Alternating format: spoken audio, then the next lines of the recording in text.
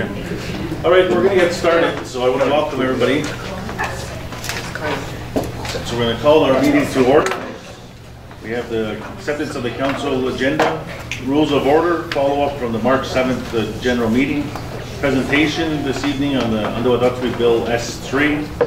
We have an update on Untitled as well. We'll provide an update on the natural gas expansion, an update on a trash challenge development, which is an initiative we're developing, and also we'll provide an update on machine-readable status cards. We'll take business from the floor as well as a resolution, and we'll make announcements for after the meeting. If I could have a mover to accept the agenda, please. Joe, second by Carolyn. All in favor? All right, thank you.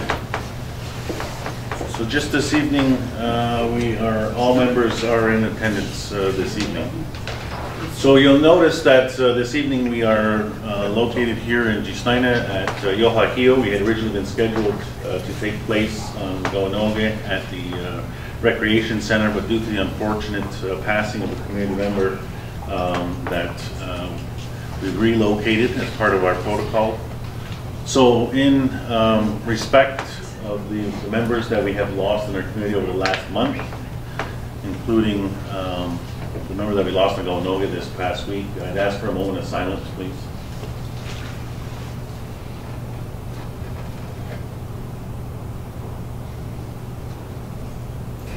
Thank you very much. And on behalf of Council, we extend our deepest condolences to those affected by loss over the last month. As well, my apologies, one of our members of Council, Chief Edward Rompoint, is on bereavement. He's affected by that loss of this week. So. Okay, so I will read the rules of order for this evening's meeting. So our meeting will begin at approximately 6 p.m. We'll go till approximately 8 p.m. Provided the discussion, we may extend a bit longer. Personal issues at the meeting this evening will not be dealt in this public forum. We ask that any personal items that you wish to discuss be raised with us individually, with myself or the member of council, and we can follow up. As well, our meetings are recorded. They are really recorded. You'll see that there's a camera over here. So we ask that you please not identify staff members by name. It's all right to identify the chiefs by name, but just for the privacy of staff who are not here, that we please don't identify members of staff by name. As well, we ask that the recording is only the front part and the presentation, and any presenters, not the community is not recorded on the camera. We ask that you please keep your questions this evening relevant to the presentation. So as we go through the presentation, we will take questions. If there are other questions that you have regarding other issues or want to raise something, there is the business from the floor at the end of the meeting that we will take questions abroad about various issues that you wish to discuss or ask for more information. As well, we ask that everybody please remain respectful of one another, of the presenters, as well as the members of council. If at any time the meeting gets disrespectful or it is not being, that we're not using a facilitated manner, as the chairperson, I will shut the meeting down, and then we will reconvene in a month at the next general meeting. So we ask that you please be respectful amongst each other. So that is our rules of order for this evening. Again, I want to welcome all the community members who are here this evening to our general meeting here of March 28th. So we will go through our follow-up items. So there are packages on the chairs, as well as there's a number of handouts here at the table at the door that have the information we'll be discussing this evening, has the presentations. So the action items from the March 7th general meeting, which is the general meeting occurred on March 7th, but it was actually the February meeting due to scheduling and availability. We moved it 1 week, so you might note that we were only 3 weeks ago together for a general meeting. We're back here again. This is the March general meeting. So one of the follow-up items from that last general meeting of March 7th was a follow-up with information that went up pertaining to the cannabis transportation route on the St. Lawrence River. So we have attached the press release that was referenced in relation to that follow-up item, which is in your packages, and there's it specifically states in the press release that cannabis may only be transported to Akwesasne and Ganawa by water utilizing approved routes. And essentially what that is that in the interim regulations, it specifically says that in order to provide for cannabis to any of the retail establishments in Ganadigo or Akwesasne, that approved route needs to be used because, and that's simply because by road you cannot cannot bring cannabis by road to Snowy or St. Regis because of the fact that it's prohibited in the United States. So the only alternative way would be is to use the St. Lawrence River. It's not a endorsement of any products to be used over that. It's just simply recognizing that a Canadian route must be used when transporting that product. So that's the follow-up from that item. Follow-up was also with our OVS office, our manager, between the difference between registry group and a band. So we've provided the definition from the Indian Registry Manual here, which speaks to what the Indian Registration Manual states, that a registration number is a 10-digit number an Indian individual is registered under. So everybody has a registration number, which is referred to as band number, and that is what the registration number is. A registry group refers to a band or grouping in the Indian Register system, or the completed names of the band register in which the card holder is affiliated to. So the registry group and band are essentially the same thing, and that's what the Indian Registration Manual states. These definitions are directly from that for your information. So that question was raised last month. There was another request made that all chiefs submit their monthly reports for the general meeting. So that has those reports have been compiled and completed. They are in the packages for your review. As well, does the MCA finance Sean DeLute's vehicle, and does he get paid mileage? So I'll turn to public safety, one of the public safety portfolio chiefs, Earl Zor, to respond to that. Yeah, good evening, everyone. Yeah, this was an action item on the last general meeting, and I did look into it. The chief of police, his vehicle is included in the budget of the police, their budget, and he's getting no special treatment. All chiefs of police prior to him have the same thing, they got a vehicle. Unfortunately, when he became police chief, he got a new vehicle because the one that he had was very well run down. He does get gas, but he does not get gas mileage. He gets a card to pay for gas and get back and forth. So that's the update that I have with that. Okay, thank you very much. So the other item was research construction companies in Cornwall that will not service Ganadigo Akwesasne. So I'm looking to one of the district chiefs to provide an update, or is it just still under research? Okay. So that item we will report back next month at the next month's general meeting. Number 5 is continue to research the companies in Cornwall that do not service here in Ganadigo Akwesasne, to compile a list of those companies. Okay, so that's the follow-up items from our last general meeting of March 7th, which was held in Ganadigo. We will now, this evening, our first presentation.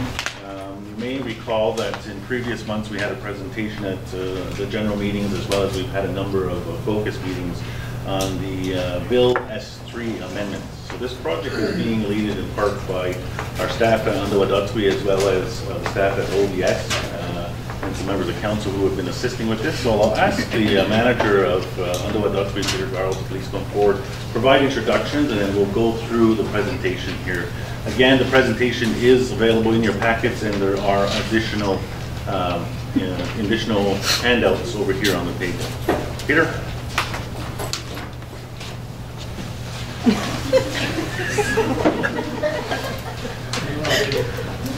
Four scores 4 years ago. Yeah, I'd like to introduce my team that's worked on this. Of course, we have Jackie Benedict, Carol LaFrance, of course Rachel and Shelby that have really put a lot of effort into this. And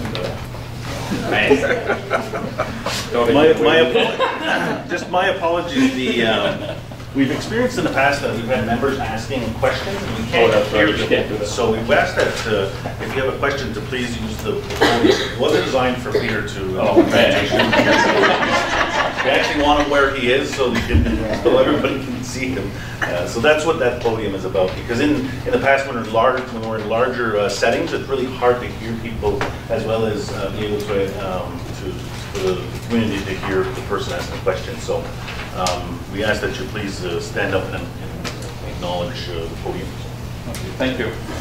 Really, the Bill S3 that was formed by Canada was really a bill to correct a lot of past errors.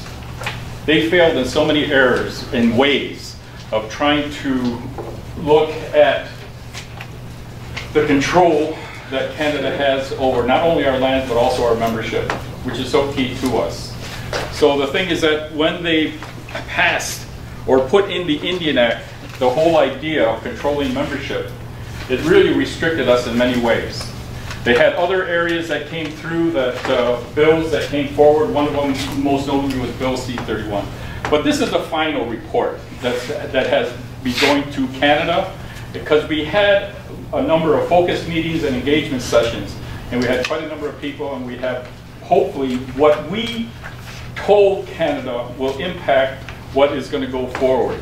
Because Bill S3 has been in phases. Some of it is already being implemented, and so we want to get to the second phase. And that was the whole idea of having these focus meetings and implementation sessions. We did have the minister's special officer on Bill S3, Claudette Dumont-Smith from Gittigan-Zibi and Chris Canasaway.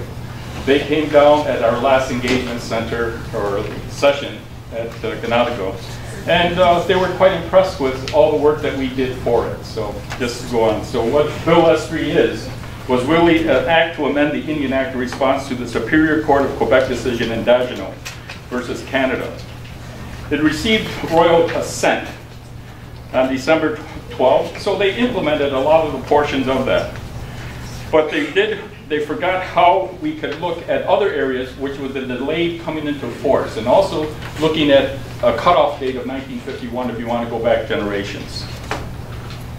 The activities that we had, of course, we've been on CKO radio. We had focus meetings in Akwesasne and Galvanoge. Again, CKON radio on January 24th. Community Engagement Center, that was for everybody to come to the meetings, not just everybody from the districts, and we had quite a turnout. Then, of course, we had the Mohawk Council of General Meeting today, which we're reporting to you. So the collaborative process that they engaged in, and again, we're talking about they have a duty to consult, but the time frame was so short, which really they tried to push a lot of this, and it's not only that, but it's very broad, because it's going out to all First Nations in Canada. And a number of them, of the Indian, I would say, probably organizations, they also took a big part in trying to impact what was going to go forward to the Senate. So the implementation of the removal of 1951 cutoff, as you can see, is the implementation of the delayed coming into force of the removal of 1951 cutoff. How best to implement the changes to ensure adequate resources are provided and unintended consequences are mitigated. Remaining inequities related to registration and membership under the Indian Act. Adoption, the second generation cutoff, unknown, unstated paternity, enfranchisement, deregistration, children of the same-sex parents, categories in Indian registration, cross-border issues, non-cisgender identities that relates to Indian registration. First Nations exclusive responsibility for determining membership, citizens moving beyond the Indian Act. Give probably a definition of what membership is: the status of a person recognized as a custom or a law as being a member of a First Nation community.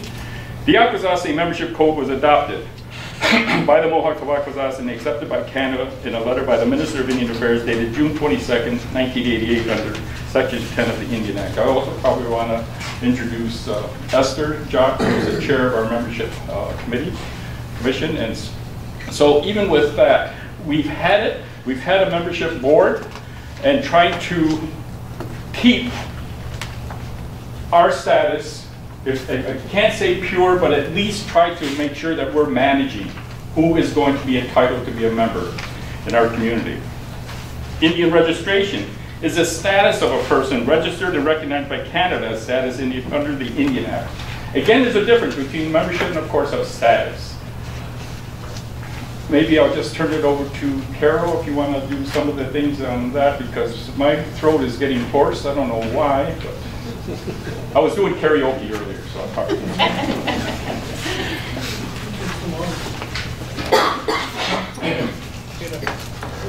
Sure. Good luck.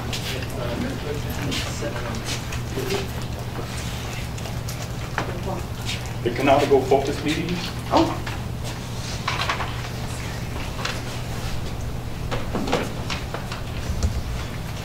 As I say, the first one we had was, of course, in Ganadago. And some of the issues that were raised. Yeah, so some of the, it's just reading. So, yeah, it was at the school, Ganadago school. So some of the issues that were raised was in section, under the Indian Act, section 6 is, it deals with registration of Indians, and so that's what this comment refers to, was under section 6 of the Indian Act, the Crown Indigenous Relations and Northern Affairs can decide who is entitled to be registered as an Indian. So that doesn't change rehab membership, but that doesn't change Indian Affairs. It still has the authority to decide who's an Indian and who's not. Another issue that was raised was Bill C-31. And, Peter. Peter.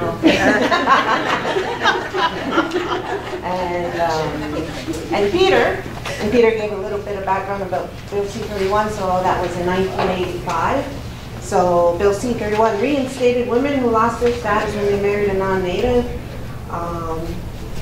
It also provided for the registration of their children. We call that the first generation children. And that's as far as it went. Further to the issue that was raised was, however, a non-native woman who received status by marrying a non-native man did not have their Indian status taken away. And another issue that was raised. No, just that, and a lot of you have probably, as a family member, know that you have relatives that have lost their status and that were reinstated, especially those who were married a native man on the American side. They lost their status. They received some funding. Bill C-31 tried to correct it. However, what really was probably a fault was that a non-native woman, if she married one of a Mohawk from Akwesasne, she got her status. She never lost it. And that was really problematic because even their kids got the status. And so from the Indian Act, she retained it. And of course, personally, I have family members that had that, and it really caused problems because even though they're non-native, and in my case, she was Irish, she wanted all the benefits. She thought there's a big pot of money, there's all kinds of benefits she thought that she deserved. I said, well, why go to Indian Affairs? Why don't you go to Ireland Affairs or something like that? You know? I didn't get invited to too many reunions after that. But however, those were the cases, and they're real cases.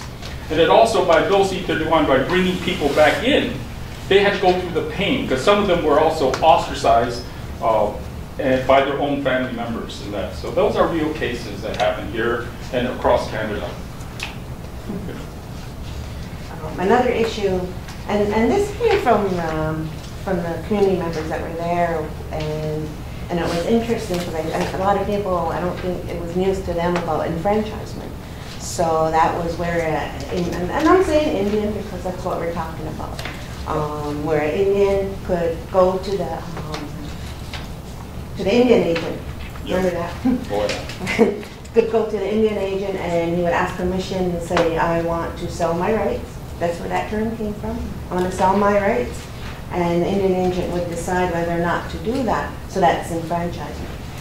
So, but that's voluntary. And what came up was, what came up that night was that if you went to university, and this is way back in 1930s and 40s. Yeah, 20s, 30s. Yeah. And if you went to university, or else if you went to higher education, you legal, medical profession, became a minister, joined the military, that was involuntary, where you didn't have a choice. If the Indian agent found out that you did that, then you were taken off.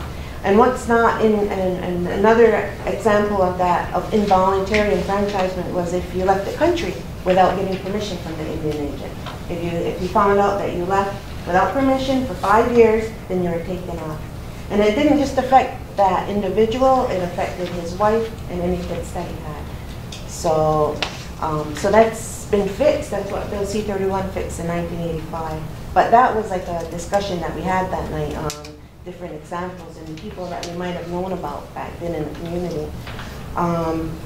We also brought up that it is estimated that 305 individuals may be eligible to apply for status, for Indian status, under this new S3 national case. We cannot project how many new registrants Canada will tie to the Mohawks of Akwesasne. So with the removal of the 1951 cutoff. So we don't know what, we don't know. We don't know what the impact's going to be in the population. Not yet anyway. Karen, how did you come to the number 315? That was a number that we got from, excuse me, it was given to us and it's according to the 2016 census, which we can't really rely on because not enough participation. And that's across Canada. There hasn't been enough participation to actually take the census and predict how the impact is going to be, how high it's going to be. Okay. The next one, of course, the issue is there's going to be financial impacts. Even if the 350 plus come back, then there's also a requirement to how you're going to educate them. What programs, what services are they entitled to? What about housing? What about any type of other infrastructure that is required if we bring all of these people back in?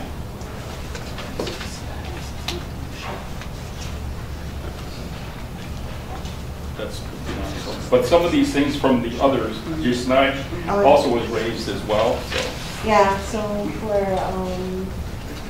for just 9, so these are some of the issues that were raised that night too. So some First Nations greatly impacted by Bill S3 are communities that are under Section 11 of the Indian Act, such as Kahnawake and Six Nations. Those are huge communities. Our population is just a little bit over Kahnawak's population of registered Indians. The Six Nations is like up to 28,000. So when we mentioned earlier the difference between membership and Indian registration. Status. Yeah, and status, yeah, I use that word, status. Kahnawake and Six Nations don't have a difference. Theirs is just status. Whereas here in Akwesasne, we have the difference. So Kahnawake and Six Nations, they don't have a say on who their members are going to be. Kahnawake and Six Nations don't have a say on who can live, I don't know about if they have a residency law there, but who they're going to provide services to, who they're going to provide benefits to. We do, because we have a membership code and we have membership. So that's why we're different. And we brought it up at the other districts where we're the only, Akwesasne doesn't have one, Kahnawake, Waka doesn't have one, Tainanega doesn't have one, and well, Six Nations doesn't either. So Oneida does, no, not. I don't remember the exact number, but something like 260 across Canada. But I guess with Kahnawake, who of course is our closest neighbor, is that they can be impacted by almost 30,000 more population. And they're, of course, are landlocked. And that could be very problematic for them. And so that's where Kahnawake is really opposed to any changes like this. And since they're under Section 11, they don't have their membership code. There's no control.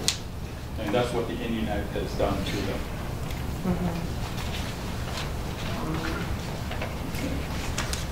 So one of the other topics will be financial impacts, and we need to see how Bill S3 affects our Akwesasne membership code. Our initial reaction, our initial response to that when it was first introduced back in 2017 or 2016, no, 2017 was there is no impact. Indian Affairs even said that there will be no impact to your membership code. And it looks like it's still like that, but we're being watchful of that to make sure that there's no impact. And other issues raised were, that came from the community. Statistics on impact on Akwesasne will need to be analyzed. So, and we need to, that was one of the things that came from the audience that night, is we need to opt out of Section 6 of the Indian Act. Future court cases such as this S3 national case will have no future impacts to Akwesasne. And again, Indian Affairs still has the authority. They still, under their Indian Act, they get to decide who's the Indian and who's not. And that applies to all across Canada, not just on Akwesasne, but all across Canada. So on the in Gawanoge, we talked a lot. We had a lot of discussion about the funding and how do we determine like funding caps and financial impacts, and talked a lot about 60 scoop and residential schools and what happened to all those kids that were sent there, and are we able to find them all? And I'm not sure what capacity building means, but and also too, do these new amendments to this Indian Act, do they go retroactive? Are we trying to fix their problems? Is Indians trying to fix their problems? Again, Canada, that's another issue. Canada still gets to decide who gets studied and who doesn't. Maybe just on the residential schools and 60 Scoop, of course, they had the power to, of course, take our kids, families away, put them in residential school. They still had the power to take our kids in foster care, removing them from the community. A lot of these people never returned. We have to do the research to find out who are they, where are they, and that sort of thing. And that's the resources that is going to be required to do that research easily, because they are connected to us. We need to talk to families. Who was removed? Where are they? And who are they first? And where are they? Can we contact them? And just seeing, the problems they had. Maybe when the settlement of the residential schools came out, some people did come forward, saying, this is what happened to me. But they were taken away, and they lost their language, they lost any sense of culture, they also lost any connectedness to our community, and that's a concern. On the social side, we really have to be concerned about. And then we had the all-day session. It was the Nautical Rep, and so some of the issues that were raised, some of them are the same that were raised, just more further discussion. But again, like Peter's sister-in-law. Not name names. Oh, sorry. Well, you did.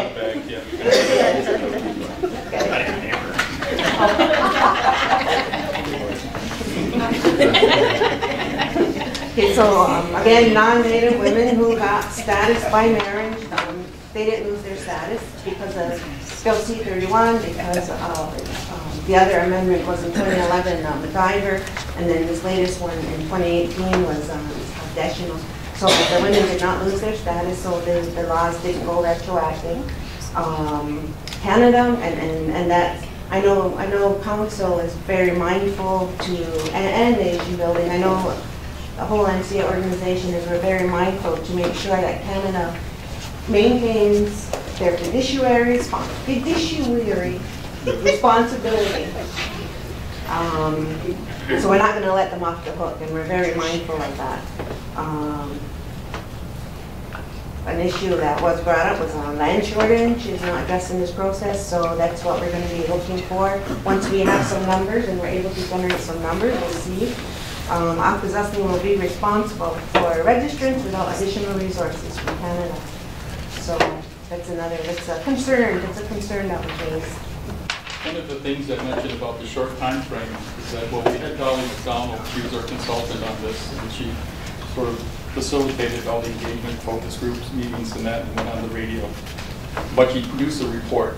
With that report, then, of course, Rachel trimmed it down, and she and we had to submit something to Canada. And so we did a report to Canada, but we also are looking at that the time frame is so short that we want to know what is going to be presented and how it's going to come back. We might need some more sessions to get a full understanding of the total impact of these changes to our membership and how it's going to be controlled. Because not that we don't trust Canada, we don't trust Canada in any way. So those are the concerns that we have. And but we're raising them. And in the focus meetings we had at all 3 districts was really keen. These were really good. And as this Claudette Dumont-Smith, when she came down, she was amazed at how comprehensive we were in presenting a lot of these recommendations. So hopefully we won't see the bill itself, but we'll at least try. She said she's going to try to provide us a report on what has gone forward and try to reference Akwesasne putting forward these ideas to make changes. So we do have a letter. We're going to do a letter to the senator, but we also had the Grand Chief write a letter on March 7th to Minister Bennett requesting her office to seek an extension from the court to properly develop a strategy how this influx of new registrants will be implemented. Again, we have community concern, process and impact. Why does Canada have the authority to decide who's entitled to be registered to be Indian? The time frame for the process is too short. Rushed approach is not acceptable. The Crown has a legal obligation to properly consult when the decision impacts our community. Economic and social impacts related to land shortages, infrastructure, education, uninsured health benefits, culture, and language. Canada doesn't have a strategy to meet Akwesasne's growing and unmet financial and resource demand that we already have. We cannot project how many new registrants Canada will tie to the Mohawk of Akwesasne with the removal of the 1951 cutoff provisions. Canada proactively plans to deal with the influx of new registrants. BS3 makes no effort to confront the registration provision of the Indian Act with the United States Declaration of the Rights of Indigenous People and contains provisions that suggest Canada has predetermined its response to consultation with First Nations. By Canada providing 3 streams of consultation suggests it has been decided on how Canada will respond to the consultation process, regardless of what it learns. Is that full consultation? They haven't really consulted. It's so rushed. Questions? I believe I asked you this question before. Why is it that the Native woman had to lose her status when she married a non-Native? Why didn't the Native man lose his status when he married a non-Native? Because it was controlled, the status itself is still controlled by the registrar and all. Would that have changed if you wanted it to be? We changed it within our membership code, so that's changed here. But right across Canada, which about 200 and other, I forgot the number of how many, over 200 First Nations still are under Section 11 of the Indian Act, and that so can go. Well, Bill C-31 corrected that, but however, the Native women who were married prior to Bill C-31 still retain their status, and to this day. But after Bill C-31, if a non-Native woman married a Native, after that they weren't. Their children were. That was. But I always remember the double mother clause. Yeah. So that's where that changed from 1985. Okay. So if a non-Native marries, to this day and age, if a Native woman marries a non-Native, does she lose her status? No. Oh, no. She retains her status. So that was a big change. And both of those changes it's reversed because a non-Native woman married a Native man, she doesn't get her status now. But a non-Native woman marrying a Native woman marrying a non-Native man still retains her status and her children. Laura. I'm unclear, I guess, who's eligible to gain status or gain membership through this new bill? The great-grandchildren. Great-grandchildren, 1951. Great-grandchildren. Are women who lost status on marriage to non-natives? Like myself. They're great-grandchildren now. You can go back that far. So down the road. Right now, that's how it is. It's the great-grandchildren right now, but the 51 cutoff means it's going to go back even further, like to 1876. So that could be like another 7, no, I think we found another 5 generations.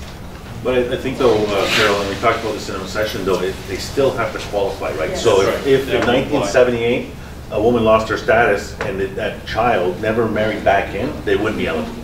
So if they went too far from the treaty, they won't be eligible. But if they came back and they married with an Indian somewhere, within a certain period, then they would retain their status, right? So they still have to be there has to be some connection at some point. It's like a tree, right? I mean, that was a concern that was raised at a couple of the sessions was, well, who has all these papers? Can anyone just say that their great-great-great-grandmother was Indian, was a Mohawk Indian? And so, well, anyone can say that, but you have to prove it. And we talked a lot about well, it's up to that person who's coming from out of nowhere to prove that their great-great-great-great-grandmother was from here. We don't have the records. Our records are pretty sketchy in 1900. Indian Affairs doesn't have those records. So it's a lot of it's they're gonna have to do a lot of research, and they're gonna have to prove that. But it's proved that they were registered as well, right? So they could say they were an Indian, but they had to have had an Indian registry at some point to make that connection back, right? So I guess the social issue is that, you know, even if they did that, the kids that were taken away from residential school, the kids that were taken under, you know, the 60s scoop, that's where because they could be automatically, again, come under our membership code, you know? They can become members if we knew who they are. But again, they have to follow a process of registering, filling out the forms, and coming in, because I think that's really important. Esther. I think maybe you should just explain what the 1951 cutoff is, because a lot of people don't know what that means. That's right. I certainly did. Yeah, so right now, as of today, as of December... December? Yeah, as of December in 2017? December 22nd, 2017. Yeah, as of that day, Canada said the great-grandchildren of our women, they can get status. Like there's no, that's it. That's how it is right now. That's how it was back a year and a half ago. What happens now is if Canada goes forward and says we're going to implement this 51 cutoff now, it's going to go right back to 1876. And that means that if somebody can identify that their great-great-great-great-grandmother was on some kind of list 1876, if they can show that they are descended from that woman, then they can get status. And when you think about it, you figure, well, every 20 years is a generation. How many generations is that? Go ahead. Okay, you're okay? Then I'll turn it over to Lisa. So status and membership are different, right? Okay. Mm-hmm. Yeah. So they would need to go through the process with Indian Affairs, and then they have the option to apply for membership through here. If they got status, they still have to follow our membership rules and to go through that process. So they could get approved through Indian Affairs, but denied through us. Only for status, but not on membership. So I hope our membership board holds on to that. Here. They are all the new people, all the people that are registered in Indian Affairs. In their letter to them, it says basically, congratulations, you're an Indian under our Indian Act. However, the Mohawks of Akwesasne have assumed control of their membership. If you have any, so you, in order to be a member of that community, you have to contact them and apply under their law. And so some of them, most of them don't. Yeah, no, there's a few that have. Yeah, that's how they know to contact us, and then that's when you start the membership process with that individual. So not everyone's going to apply. Cheryl? So that being said, if they get their status, what influx to our programs and services if they are not members does impact will it have? Do they have to stay to the outside world to worry about services, whatever category they may be entitled to? What we'd have to do, again, is identify who they are and then put them on our, because there's the old formulas, of course, they would become another person or somebody, a number under the formulas. And of course, we're restricted because we're a large community and the cutoff number, and what's it, 300? 500.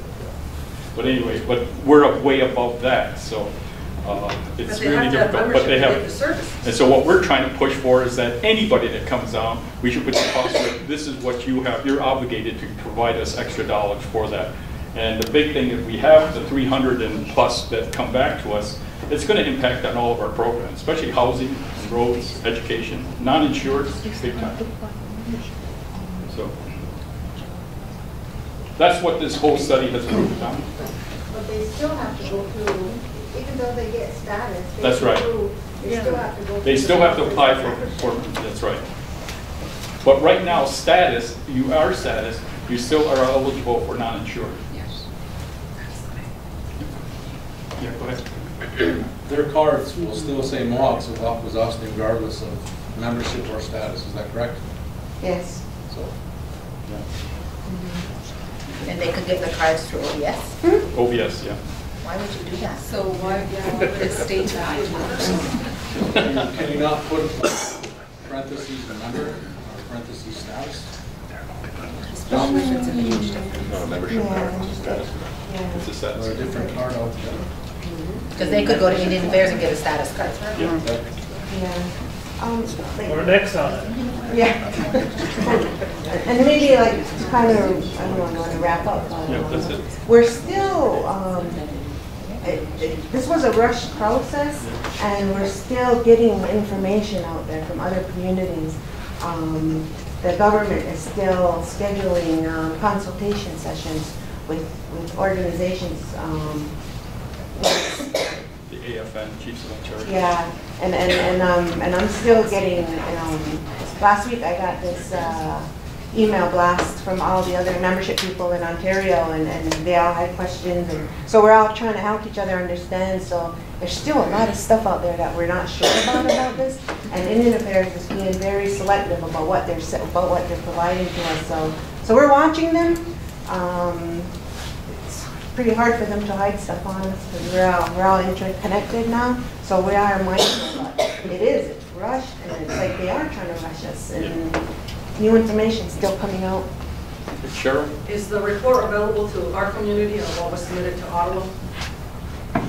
Will it be released to our community? The report that was submitted? It will be in the future? Yep. And is there protections in there for whatever our concerns were? Yeah. There's no names or anything like that. Yeah. And so, but yeah, I think that's it. If we want to release, we could release it. Because I'm really anxious to see what's going to come down, what they're going to put forward to cabinet, and for this, and to see if there's anything that came from Akwesasne that really had changed their minds or really impacted how they have to look at it.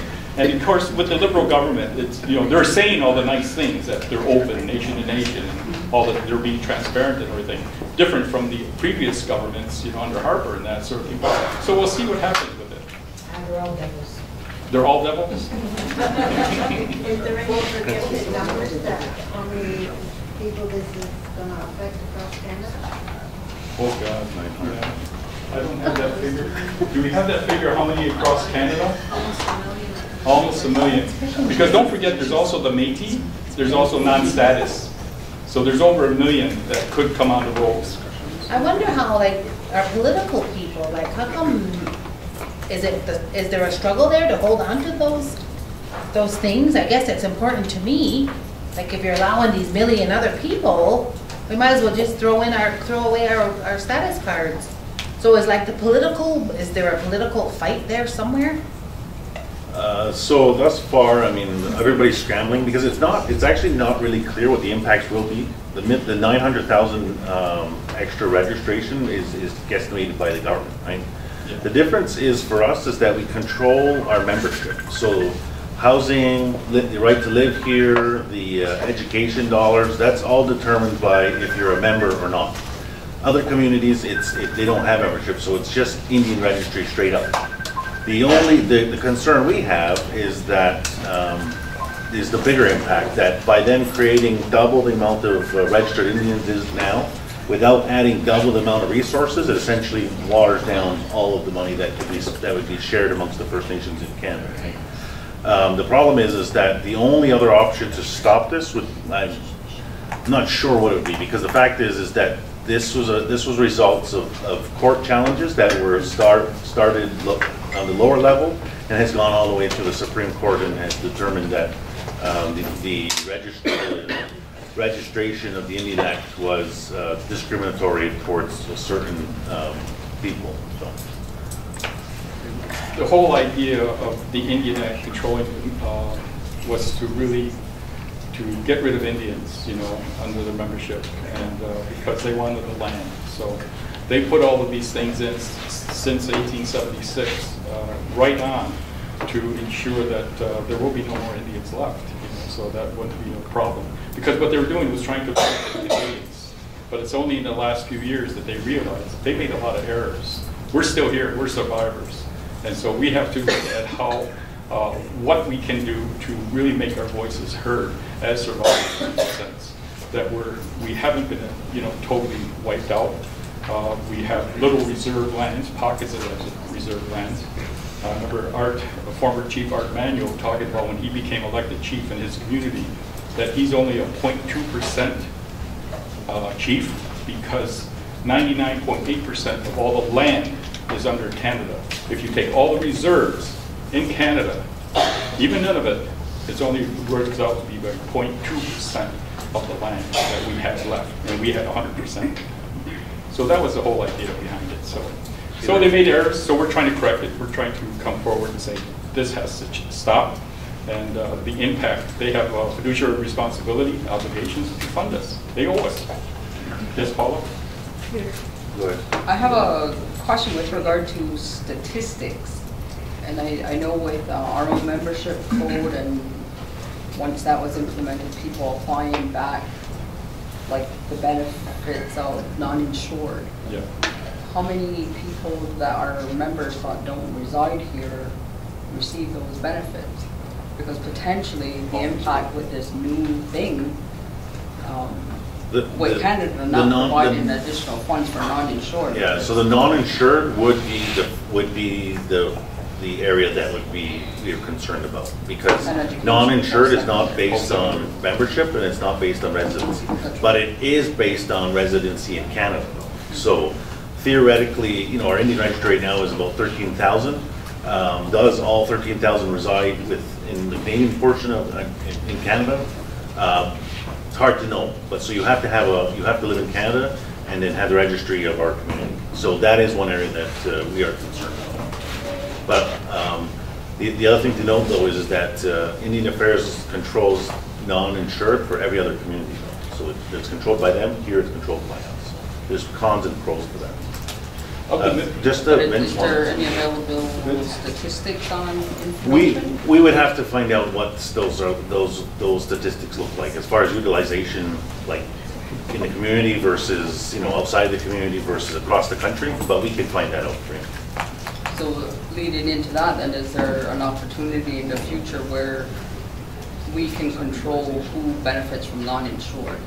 It's something that we would have to negotiate with the government. It's one of the areas that I would assume we weren't able to negotiate membership in, because we've controlled it over 20 years now.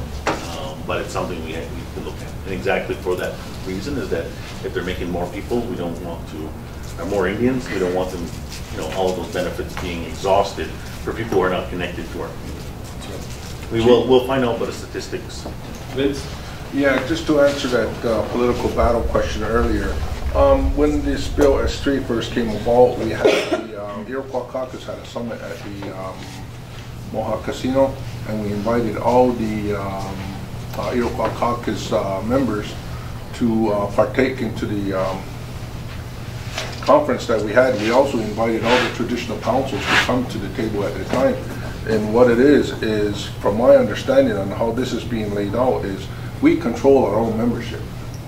The nation gave me an 8 points of jurisdiction that they established back in 1980 something, 86 or something like that. And in those points of jurisdiction, they talked about citizenship, which they don't like to talk about. But once the federal government starts to give status to people that's third or fourth or fifth generation, that's the nation's fight to go and fight, is because they're giving status, Indian status, to people that technically the nation doesn't consider Oklahoma anymore. But it's a political struggle on their part with the status declaration, and our part is the membership part, to control who actually can be coming into our territory and actually become members, so that it doesn't affect our overall funding that we get from the federal government. But non-insured is a big part that's got a wide open door right now, and education's got a wide open door, especially post-secondary. So those are areas that we have to concentrate on and either tighten it up or put some certain restrictions in there so that our people get the most of the benefits than people coming from the outside trying to get those benefits. So that'll be our job to do. But as far as the nation's concerned, and this is where I struggle with them a lot, is sometimes they're hesitant to get involved if we're involved, is because they feel that we are a political arm of the federal government. And I says, you know, we got a lot of knowledge and backgrounds and to share with you is to strengthen your government into stepping forth and creating a partnership so we can discuss some of these issues together. And they're still hesitant of them doing so. I don't know why. I'm still trying to reach out to them numerous times. And it's something that they're willing to point out in their 8 points of jurisdiction, then why aren't they doing something or going to fight for that jurisdiction? So that's where we are with that. Chief Connie? Sago, everyone. So we attended that last session where CERNA had, or Indian Affairs had some of their staff here. And one of the comments we made was basically that you're trying to correct the wrong, but you're not correcting all of it. When you talk about giving back the status to our people, you need to also take away the status to the non-native people you gave it to. Then you may correct all of it. But right now you're just doing half of it. Now if we talk about funding, and we're going to have to be able to provide benefits to those that may come into the membership, but definitely will have to under the status for non-insured, then give us the money or the benefits that that non-native person is still enjoying. That needs to be taken away and then even out this mess, because right now you're not. So if you're going to do this, then do all of it. Whether they heard any of that, I don't know. But that was where we spoke of the non-natives still having status, and they shouldn't. It needs to be taken away as well. How did they react when you said it? Shock? Kind of a little bit, you know, but they wanted opinions, and we gave them our opinions.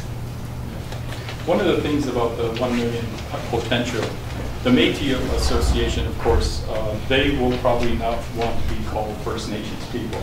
As a matter of fact, they're going to Parliament wanting their own Métis Act and their own registry and what have you. So that's a concern, but it does make a big concern on the pot of money if you want the amount of dollars that go to First Nation communities. You know, they could really jump into it. The other really big thing that came about for probably about 15 years was people self-declaring. A lot of people self-declare. All of Canada can self-declare. You know, that I'm native. I have a Mohawk princess in my great-great-great-grandmother or something like that. I mean, they could all self-declare. But the process that we have our membership code is that they have to follow that. They have to really show proof.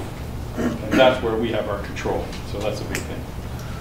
Okay. If there are no more questions, I'm going to thank you for the questions this evening, and thank you to Peter and the staff for the presentation on the Bill S3. So we will share the additional information going forward if there's a question on the final report. So we'll research that and look to get that to you. The next item on the agenda is an update from Akwesasne. So Peter, don't be going too far. Peter will provide a presentation, or at least an overview update to you on the Akwesasne, which is the Canada-Akwesasne self-government negotiations. Peter is the lead for that program. So, thank you. We have a copy of our PowerPoint if people haven't picked it up, and it's really we're looking at our communication plan, because there has been questions of how are we reaching people and that sort of thing. And so really, if you look at what phase 1 was, of course, that Mohawk Council has been exploring governance matters since the 1980s. 1999, of course, is that nation building was created, known as Akwesasne, we will govern. Then, of course, 2005, we signed a process and schedule agreement with Canada, sort of like looking at the framework and how to present it.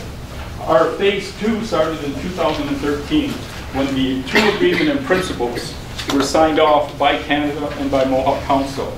So that, again, gave us a really strong framework on how to move forward with negotiating agreements.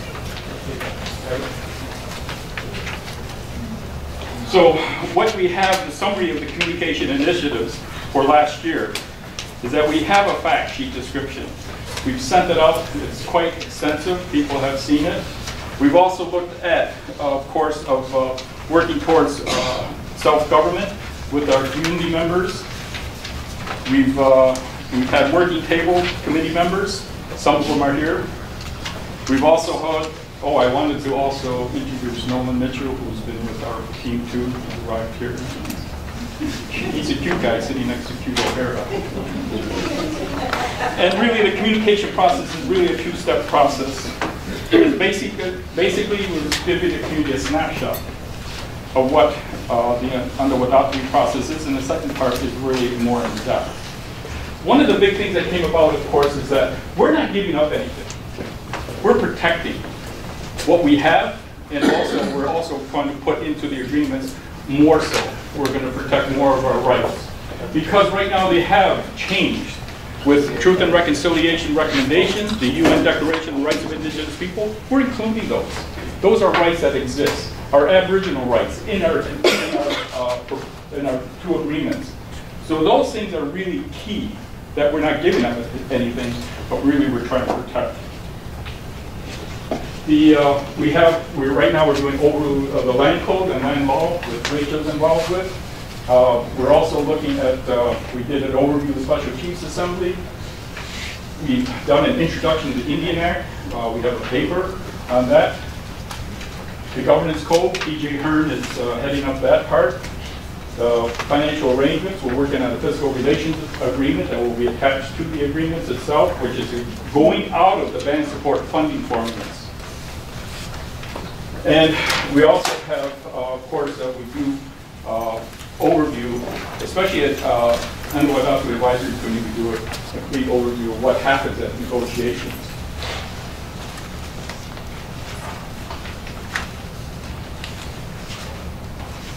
That's a loud shirt. But anyway, we had retreat with a number of MCA departments, and we go to general meetings like today. We also had other events, open houses and what have you, and we continue. Erin Cole, who's the head of our communications part, and EAC, she chairs the EAC committee. She won't be here tonight because of illness and one of her granddaughters. We're also looking at future. We're going to be utilizing Akwesasne TV. I think we had a really good process started that we will be interviewing our leaders, elders, community members, youth, and about what the Indian Act has done, where there are some significant changes that needs to be put into the agreements itself.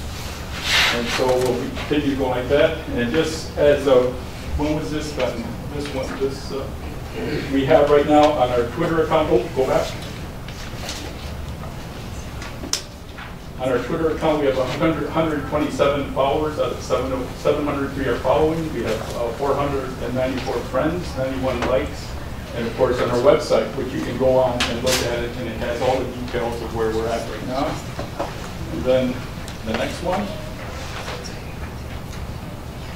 This, the advisory committee is really key, and some of the members are here, and really what we're looking for them, they're providing us direction. Anytime we do changes that we want to do to the community, answering questions or what have you, we go to them. They give us guidance. And any of the publications and anything that goes out. That's it.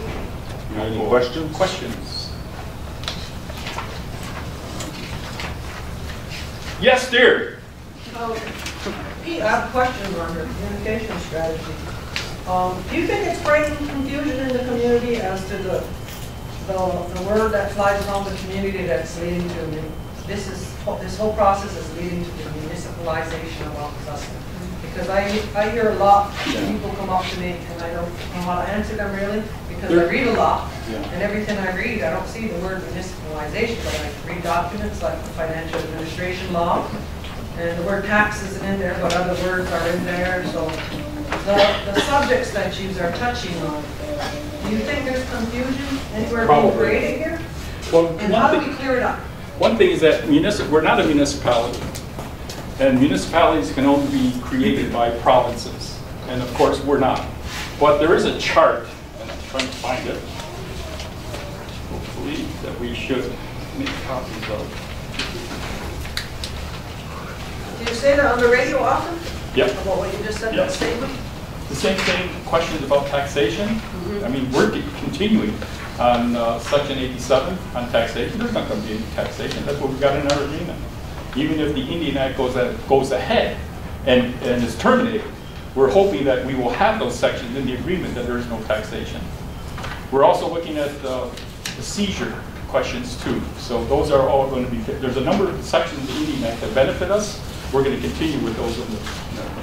This is a chart. I don't know if everybody can see it. But Nolan, thank you for this because Nolan had put this prepared. These are all the services. These are some of the services that Akwesasne already provides. On this side here, if you see the check mark, this is the federal.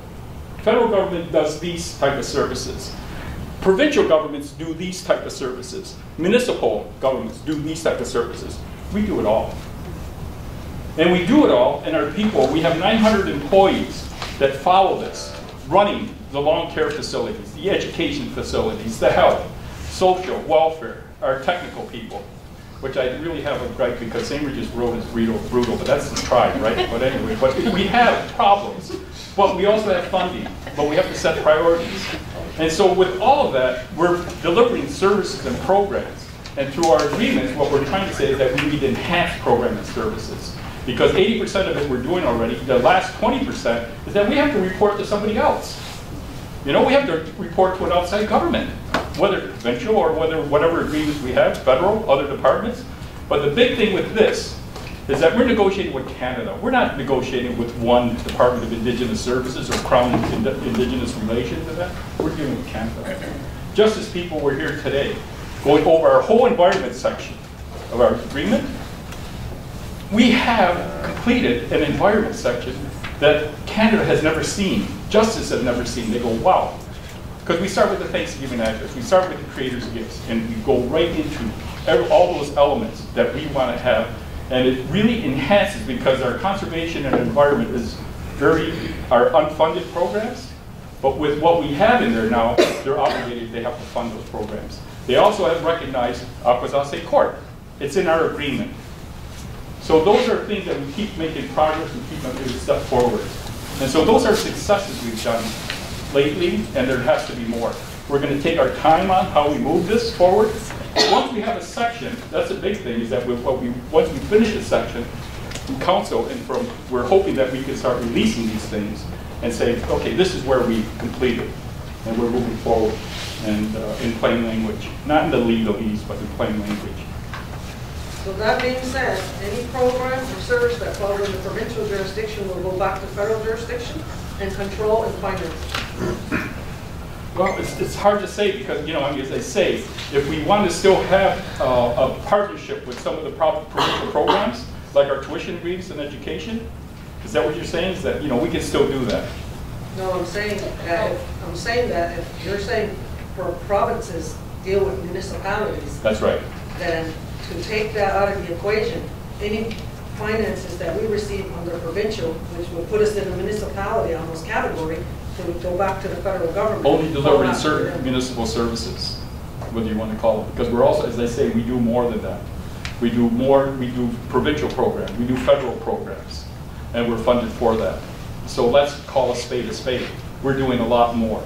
We just did an economic analysis completion, our draft, and that economic analysis says, you know what, we're really underfunded, big time. They haven't even taken into the equation of what the effects of crossing that border every day. We've got a figure in that. So that economic analysis is going to really lead us to a new agreement on a fiscal relations agreement. That is ours. Questions? You said you're making these agreements with Canada? Yes. Do you have a draft or anything of these things? That's what I'm saying. Once we finish a section of it, then we'll go to council and say, can we release parts of that section? Because there's two agreements. One is the governance and relationship agreement, and really was defined, because we're also going to be going to with the governance code, like almost like the Constitution. We also have a sectoral agreement, which lists all the various jurisdictions that we're taking over: education, wills and estates, environment, all of those sections. So, Just for clarification, when you're saying when you go back to council, we're going to ask if we can release it, you mean back to the community? we have to go to council and then Yeah, we to release release it to these the documents community. back. That's right. And it's really internal. Well, Peter, real Yep. quick. This It's is Chief also- Kobe Mitchell. I'm new to the infinity portfolio, but just so I can see you. The also thing we have to do is Canada has their confidentiality as well, because since I've come on board, that's what I want to see is stuff that has been agreed on that we can start releasing so people can have their feedback and see what's going on. Canada's lawyers have lawyered up and they keep pushing back, but we keep pushing forward, and we've reminded them that, you know, in order for this to get community support, that we need the community to be behind it, and they're not going to be behind something that they're not part of developing. Right. So we are pushing them at every negotiation. They're getting sick of me because I keep bringing up that point that if we don't get this to our community early enough, they're not going to be supportive. We know that you know, if you aren't fully informed of it, it's going to be I don't want to touch it, and we don't want that. You know, we want to make sure that this is the best, the very, very best deal that we can get for our community, and it has the support of the community.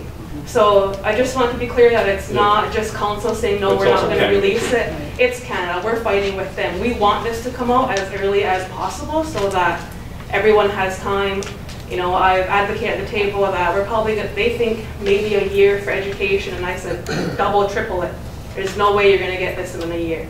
Not with the experience that we've had and things like that. So we push back, we give them our best practices, our knowledge, our experience as why we need this, and you know, they seem to have finally grasped that a little bit, and they've taken it back, and they have to go to their higher ups and see what they can do. And you know, I just wanted to be clear that us portfolio that sit on this and all of council, we want this out for the community. We don't want it done in secret. We need you guys to be a part of it, to give your feedback so it's representative of the community. So I just want to make that distinction that it's not council saying we're going to hang on to this. No, it's Canada who doesn't want to release it, and they're legal, and we're fighting Department of Justice and all of that with them. So Department of Finance. and really big yeah, player. finance.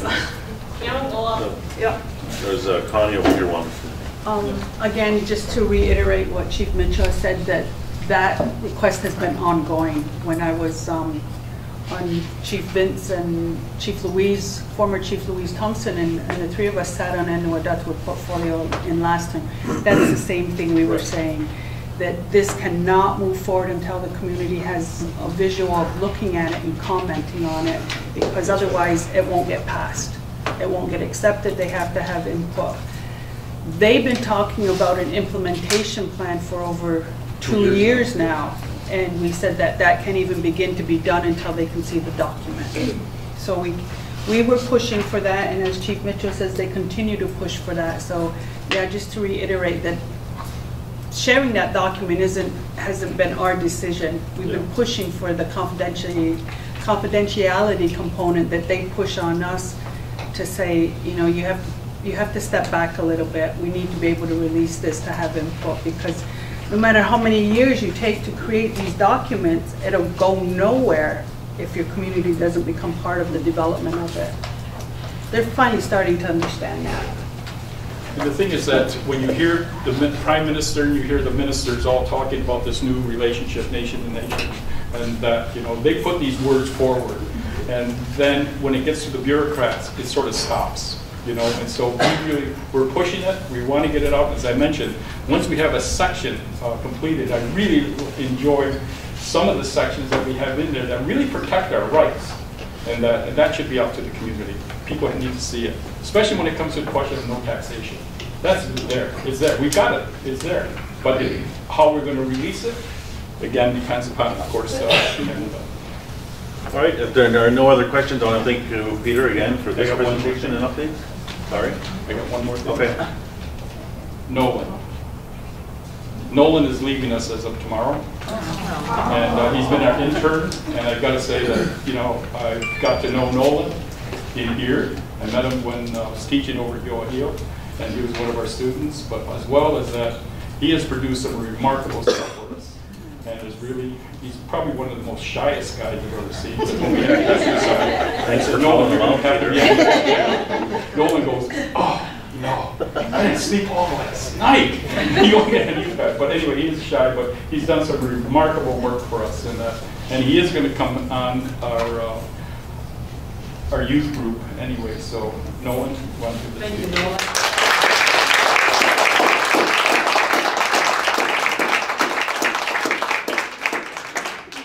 Thank you all. Thank you, Peter, and thank you, Nolan, as well, on behalf of council for the work that you've done. And we'll call out Peter at the next meeting. Don't worry, we'll get him back. All right, so moving along, we have some other items that we wanted to update the community on some files that are ongoing within the community. So within the packages that are within the seats or at the beginning of the door, there's a document that's an update on a proposed natural gas distribution for Gawanoga. So recently you may have seen that there was another news article in the newspaper within the city of Cornwall and area regarding natural gas funding for the expansion of natural gas onto Gawanoga. So since 1962, there has been a natural gas pipeline running through Gawanoga from the city of Cornwall going into the village of Messina. In 2009, we signed a cooperative land use agreement with Enbridge Gas for the use of our lands. Since then, they have been paying an annual payment to the Mohawk Council for the use of the land and going through. Over the last several years, there have been numerous conversations about the ability to tap into the gas line there to service the residents of Gawanoga. Over the last about 7-8 months, the Mohawk Council has been conducting information sessions in the community. We've had a Ditawatalo on the radio, as well as a number of focus meetings, a couple presentations at the general meeting about the possibility of expanding natural gas onto Gawanoga. So we wanted to provide an update to you that going forward there will continue to be these information sessions. There is on the second page of the handout talks about what a project would look like. So there is an opportunity to receive some grant funding to be able to help pay for the project to expand onto Gawanoga. The project approximately is $8.4 million. The provincial government is prepared to put some money into the price of that, and then the balance would come from Enbridge Gas. It's important to note that this is a proposed project, so it is not going forward without community approval, without the residents of Gawanoga being comfortable that this is a project that they want to proceed with.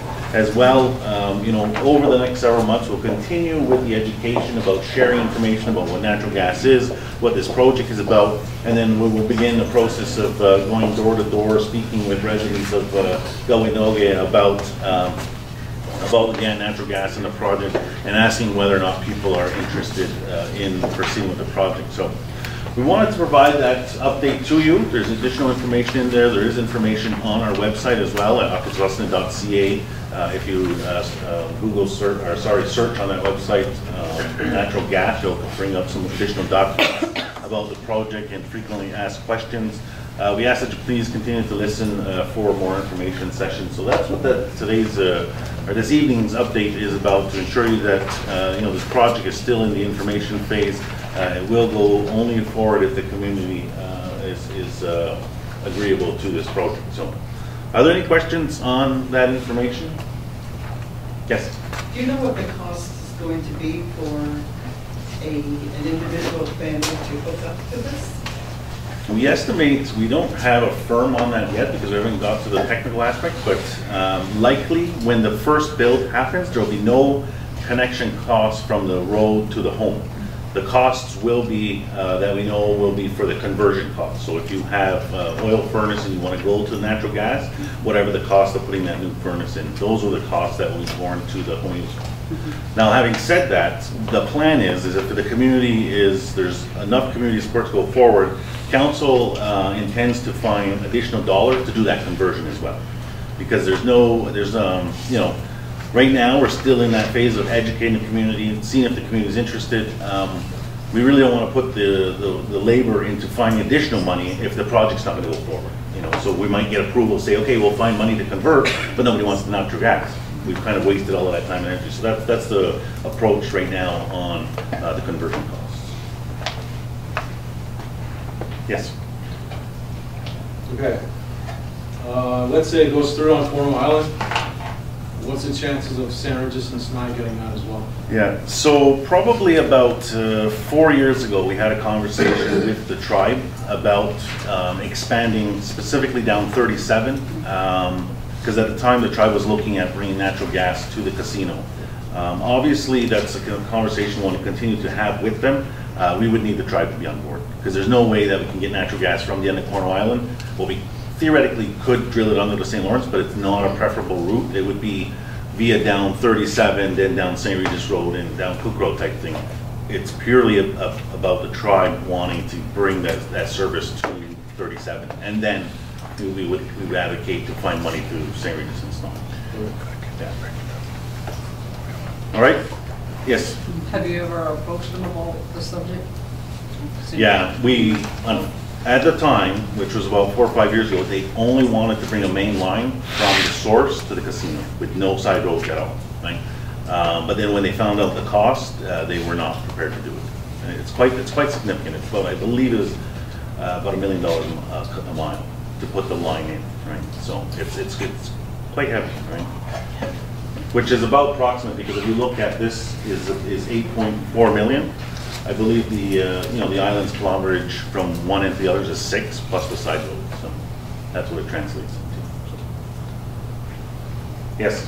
My question is, if it were to go through, I know that Cornwall Island has cap rate for electricity, or it's high, right?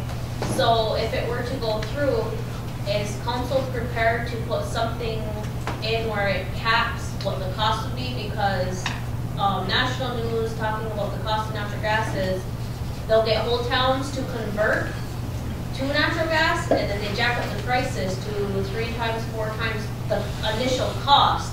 So say if the whole district converted to natural gas, will those people be protected from paying quadruple what they pay now to keep their homes? Yeah. So just on your first point, the island electricity rates are not capped rates. We've verified that several. So the rate we pay on Cornwall Island is the same rate they pay in the city of Cornwall. So in that aspect, the rates that you pay for gas is regulated by the Ontario Energy Board. So they can't just jack the rates up. It has to be justified.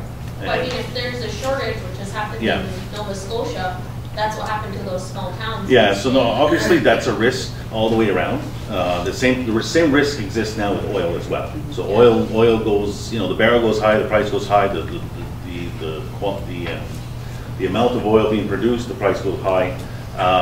One of the things that we have, if this project goes ahead, is that we would write into the agreement with Enbridge is that when our community is in a position to perhaps buy the pipeline or make it our own company, at that point we would be in a better position where we could actually buy gas from, say, out west from another First Nation, and they would supply our homes here. So that's an option that we could look at. Until we're in that position, or if we even want to get to that position, we are at the mercy of the rates fluctuating.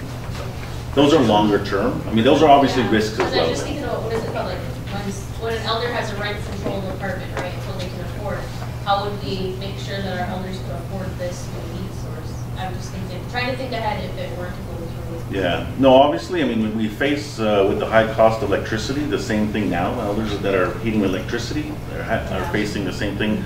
We would obviously ensure that, that the same programs are available to them through this as well. Ben? Yeah, just to add a little bit to that, once the process starts going forward and it's agreed upon to come in, for natural gas to come into play here for the district of Gawanoga, and then all these concerns that we're having discussions on now can be also discussed at the negotiation agreement on how the billing process is going to go. Because at the initial meetings we were at, they had a willingness to lock in the price for 10 years. So, and just to give an example, right now, propane, we're paying something like 78 cents per liter. They were only at 43. And if we lock in that price for 10 years, it's gonna be stuck locked in for 40, at 43 for 10 years. Then maybe there'll be an increase. Or they might decide to, okay, we gave you that break at that 10-year part, and then maybe they might want to put us into that fluctuation part where it can go up and down. So that's something that we can negotiate when, as the process starts going. In the back, go ahead. Abram, the last sentence talks about Enbridge working with the environment. Yeah. If it goes forward for the assessment, are they prepared to put money into our environment to assist them? Oh yeah, absolutely. So if this does go forward, they would pay for the same cost that we would put to any other project to do the environmental assessment. And they also are willing to train some of our people to become licensed technicians to work on this natural gas line, so they can be the hookup people. They'll come into our native community, our houses, so that the people are more comfortable, that they know that it's Oklahoma people working on this. But they have to be licensed and they have to be certified. And at this point, we want to keep that liability in with Enbridge, because they're a multi-million-dollar organization. And if we take ownership in it right away, when we just get started and something drastic happens, we're sued, we lost the company, we're out. So let's keep that liability with Enbridge for a certain period of time, like Grand Chief stated, until we're ready to move forward and take full control of it down the road. Yes? Do you know what kind of piping that they use and how long does it last before it deteriorates? Because it's underground, and underground is always moisture. Like cement deteriorates eventually. It's for the larger parts, it's steel, and then it comes down to plastic. And then it's pipe as a whole big roll and kind of just run right down. But some of the information meetings, we have pieces of pipe that we can show to you, and those technical questions are more, we have an energy consultant assisting us with this as well. So. All right, are there any other questions on that? All right, so I encourage you to continue to watch for additional information sessions happening, and we'll be sending door-to-door package information out as well. Okay, so we want to move along here. I do want to call on my colleagues, April Adams Phillips and Daryl Lazor, to speak to a trash challenge development. It's a project that we are looking at implementing over the next little while. So, I don't know if some of you are aware on Facebook of the trash challenge and how some people are doing before and after photos of garbage, bagging the garbage and taking pictures and how they're cleaning up the environment. So this is through the Smart Cities and through our communications unit. They want you to get involved on the online challenge. Pick a local area, clean up the trash and share your pictures. So I'm assuming you want before and after pictures. Okay, before and after pictures. And they want you to submit your photos to communications at Akwesasne.ca, Akwesasne. And your deadline is May 13th. By Monday, May 13th, to submit your photos. And they'll take additional entries, will be accepted for multiple photos of areas that have been cleaned up. And once you submit your trash tag photo for a chance to win a walk-in greenhouse, a personal composter, and a raised garden bed, and more donated by Akwesasne's Smart Cities Challenge. So all community members are encouraged to participate on both sides, southern and northern portion. But we do want you to be cautious, and I'll leave this up to Daryl on some of the things that you may find while picking up trash and cleaning up your area. We want you to be careful. All right. Unfortunately, this is there's some pros and cons with this. It's a great initiative to clean up our community. One of the bad things is I attended our LPAC meeting, the quarterly meeting that we have with our surrounding stakeholders, Coast Guard, New York State Troopers, Border Patrol, fire departments in all the surrounding areas, and what they're finding an increase in hypodermic needles. That's been there. That was presented last year, but there's something that's coming to the plate this year that they're finding an increase in. Finding it's called shake and bake, where they're finding them along the roadside. The town of Messina, town of Fort Covington, the workers are finding Pepsi bottles, Coke bottles with a white liquid in it. It's very, very toxic. It's very explosive, and it has chemicals in it. And they're being very cautious. They're also finding bags, grocery bags from Walmart, with rubber gloves, masks, rags, and on those rubber gloves and stuff that they're finding in the bags, there's a chemical in there to make the crystal meth when they do the shake and bake process.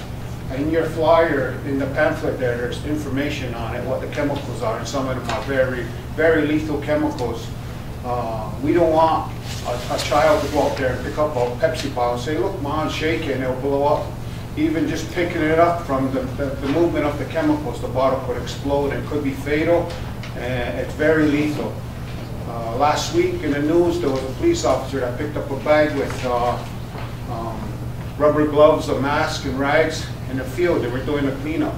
And he was fine, he took it, threw it in a bag, bagged it, and he took it back to the police station. When he got back to the police station, he became overwhelmed and he passed out. He OD'd on the chemicals that were in a bag. He touched it, got on his skin, and they had to give him Narcan 3 times to revive the police officer. So this is a very, very dangerous chemical that they use. They use lithium batteries. It's got a list of chemicals that they use to make the crystal meth.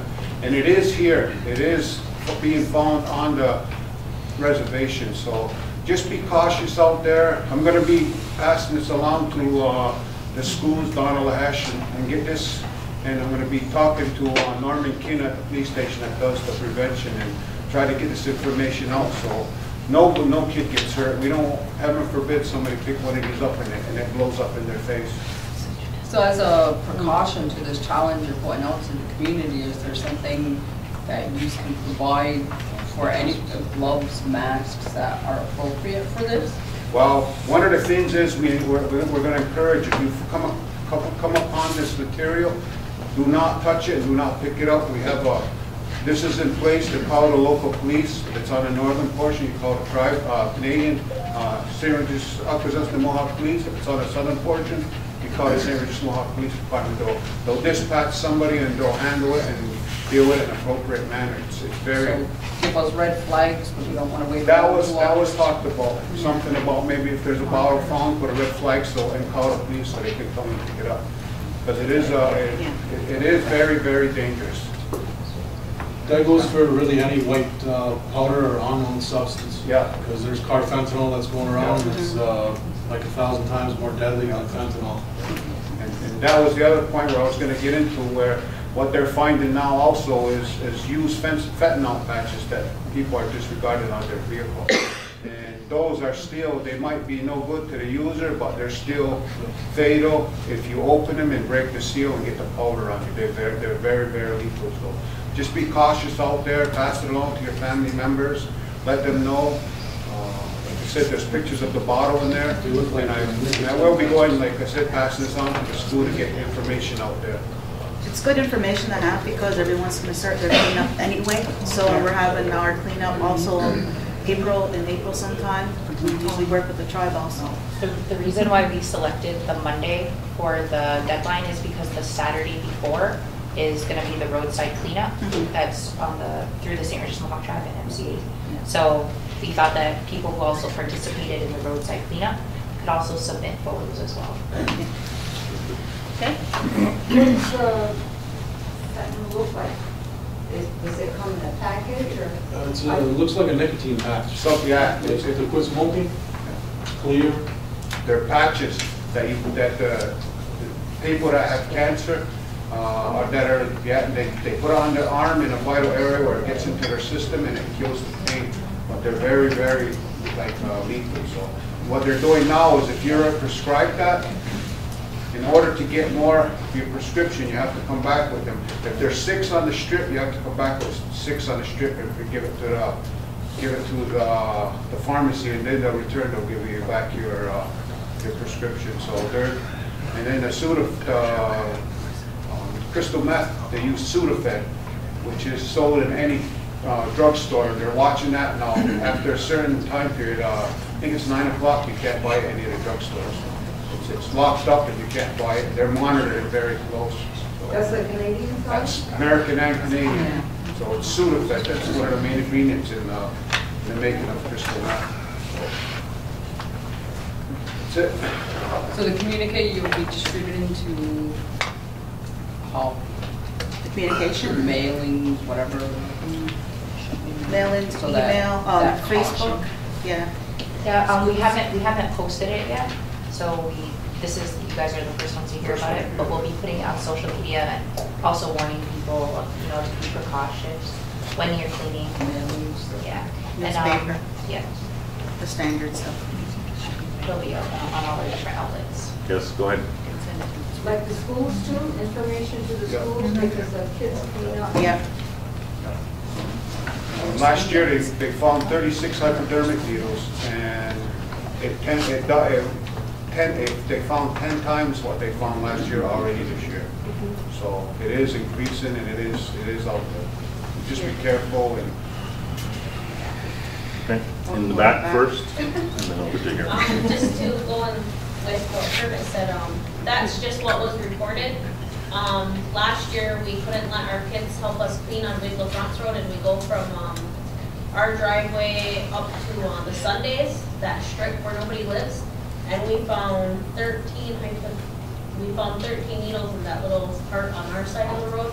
And I mean, we didn't call the police to do it because we knew how to dispose of it, but it's almost like we can't include our children in these challenges because this is what we're faced with. This is our reality now.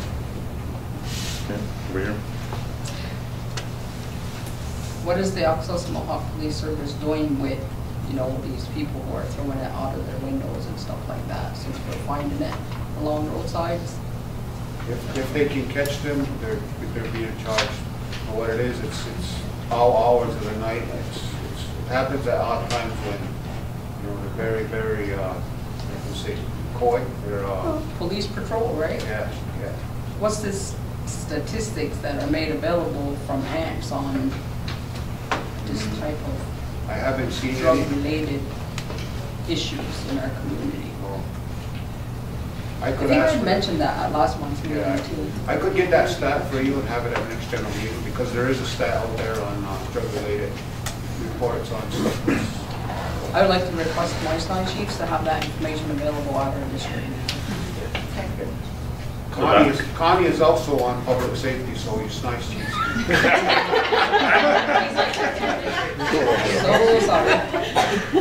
Way in the back first, and then we'll come back forward. What would be cool is for each district, and even on the action side, to make a sign with the needle and put it, how they use the hazardous crap in there. Make a sign and post it here, put it in the ground here and there, and tell them, like, don't throw your needles on the ground, It won't Make something that up there and throw it in. No, they don't care. Okay, up It's a here. good idea, but they don't think like that. Are there any Narcon trainings coming up that council's putting on? It's not council, but Franklin County, St. Lawrence County, they're always out there, and it's free. Yeah, Messina usually has a lot. Messina does it, the surrounding community. Are you guys doing any, or? I can check with Leotardo about ambulance and what's happening. They should be made available to the community as soon as possible. I know they do it for the ambulance. Our first responders get the Narcan training, but I don't think they've offered it for the community yet, so it's something that we could look into. All right, so we're going to move along. Thank you very much for sharing that information. It is a positive initiative that we want to undertake. Obviously, there are unfortunate risks to this. We want to also share that information with you. So today, again, as mentioned, is the first debut of this challenge that will be moving forward. So please keep an eye out for additional information on that.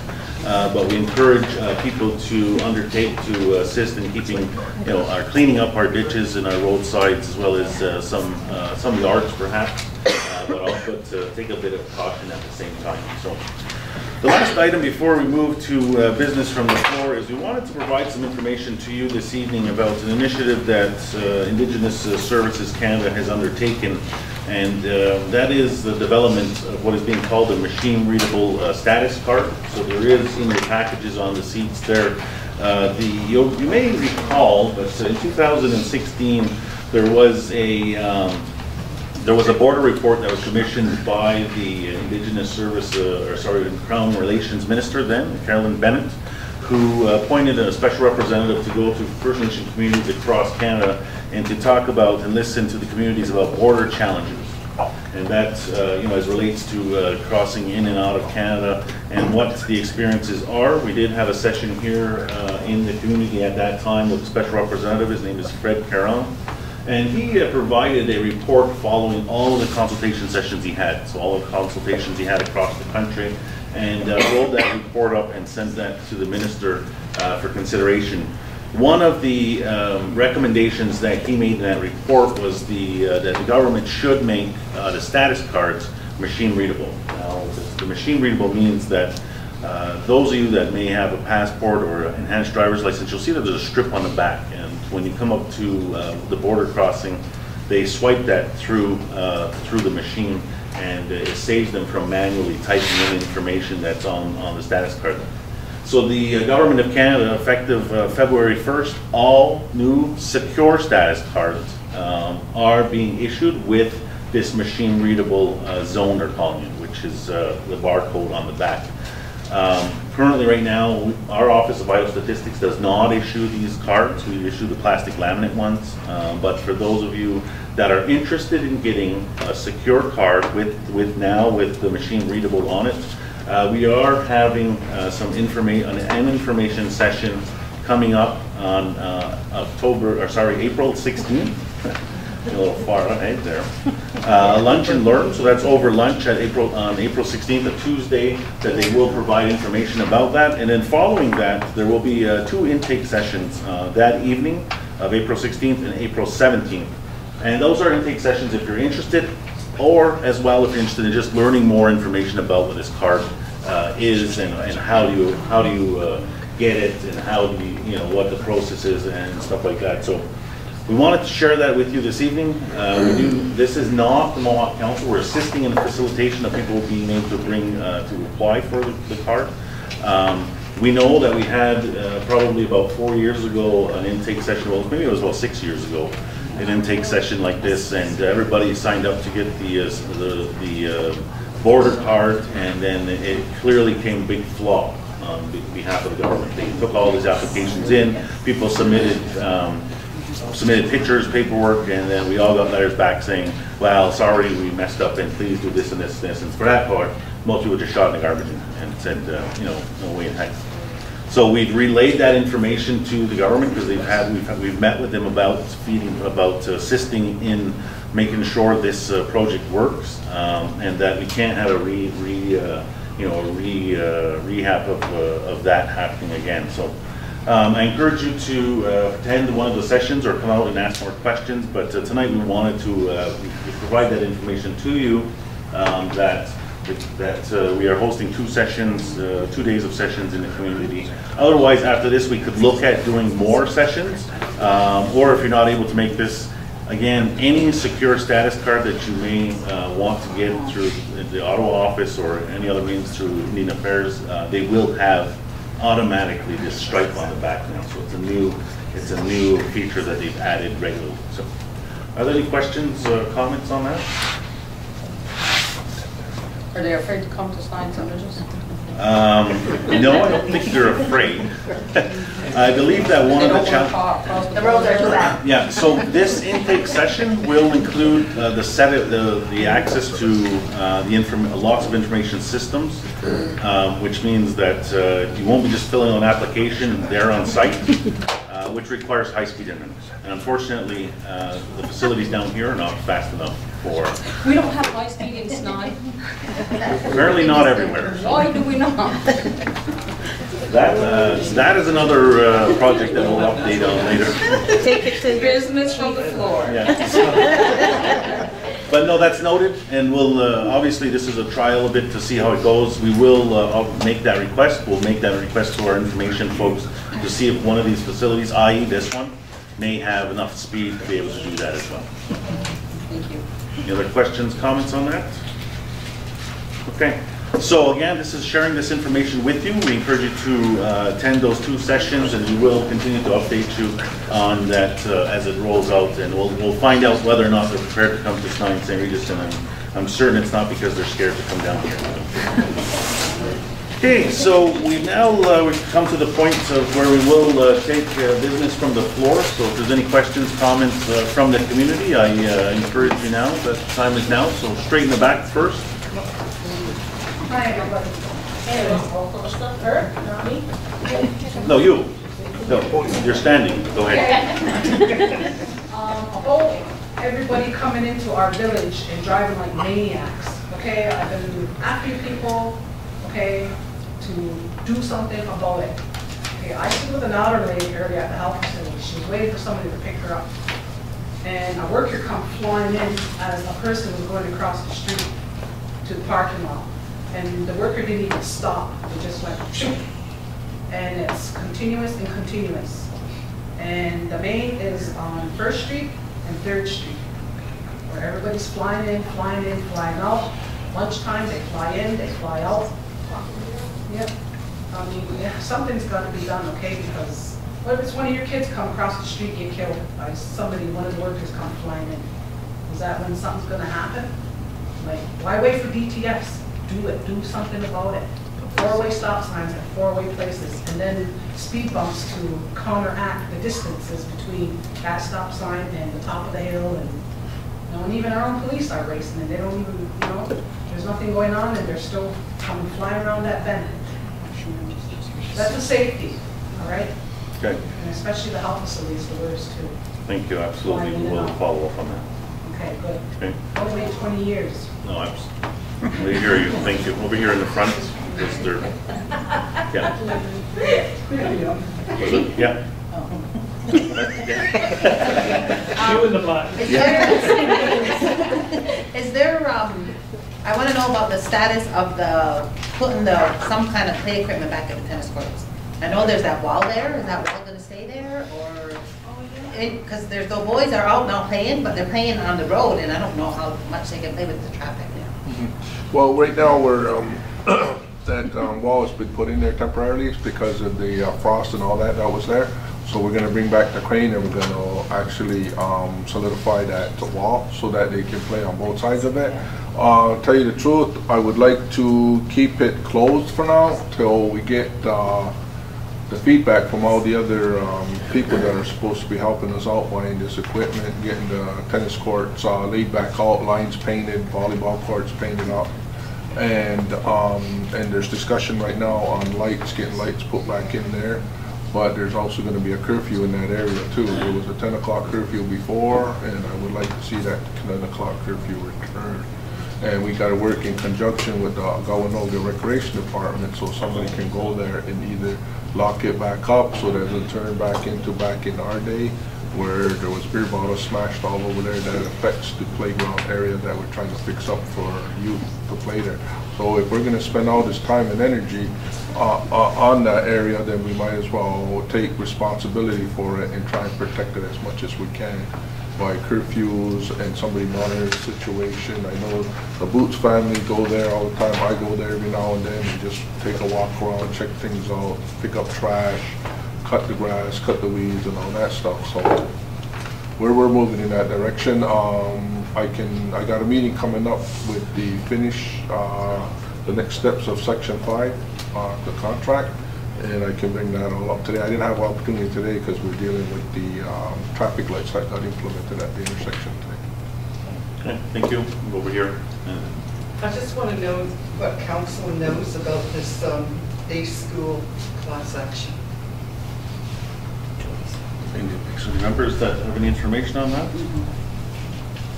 Well, I have general information about, like, I've read about the settlement being released and things like that, and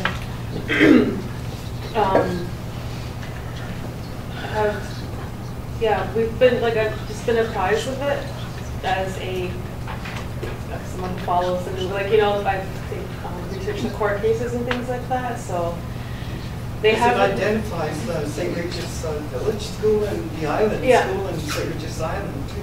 Yeah, as one of them, but not Snai. How come, I wonder?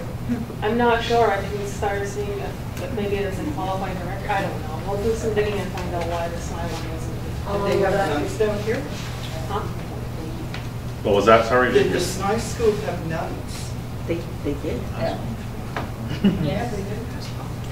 That is included in that. Isn't? Yes. Yes. It's not snide there. Oh, yeah. Okay. All right, there was a question over here, and then we'll come back over this way. I didn't have a question, I just wanted to add on to what Melissa was saying about the cops, when they go through those stop signs. Yeah. Or with the, like, on the island too. So who polices the police when they're breaking the laws? Yeah. Don't they have GPS on them?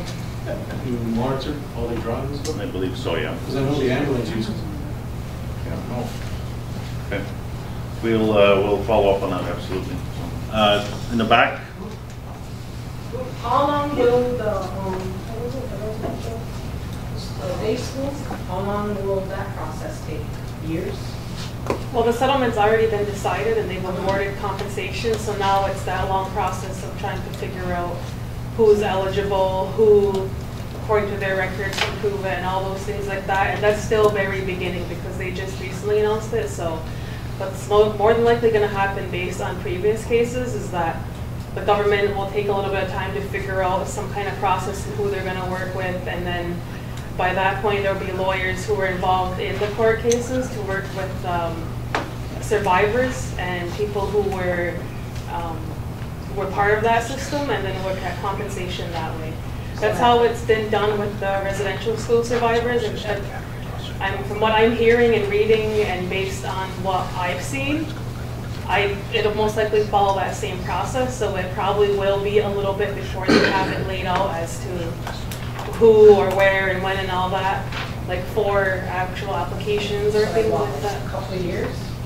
I really don't know without working within the government, but I do like that most likely will take some time. But from what I've been reading and talking to people involved in other parts of the country, is the lawyers and people involved are pushing for a quicker process in residential schools because they know how many survivors had passed away from when the time was announced to when they were trying to receive settlement and all that stuff. So the, I'm going to say advocate groups, but pretty much like the former students who have banded together and starting to do those things have made their concerns very clear to the lawyers, and they're starting to push that forward. So unfortunately, it's something that does lie within the government's hands, and we can't kind of, like, we can pressure them, but we can't go start handing out settlements until we know exactly what they're doing, things like that. So we will undertake to find more information on that and provide that at the next general meeting. I'm sorry, I apologize, right in the center here, I missed you earlier. Yes, go ahead. I have 3 questions.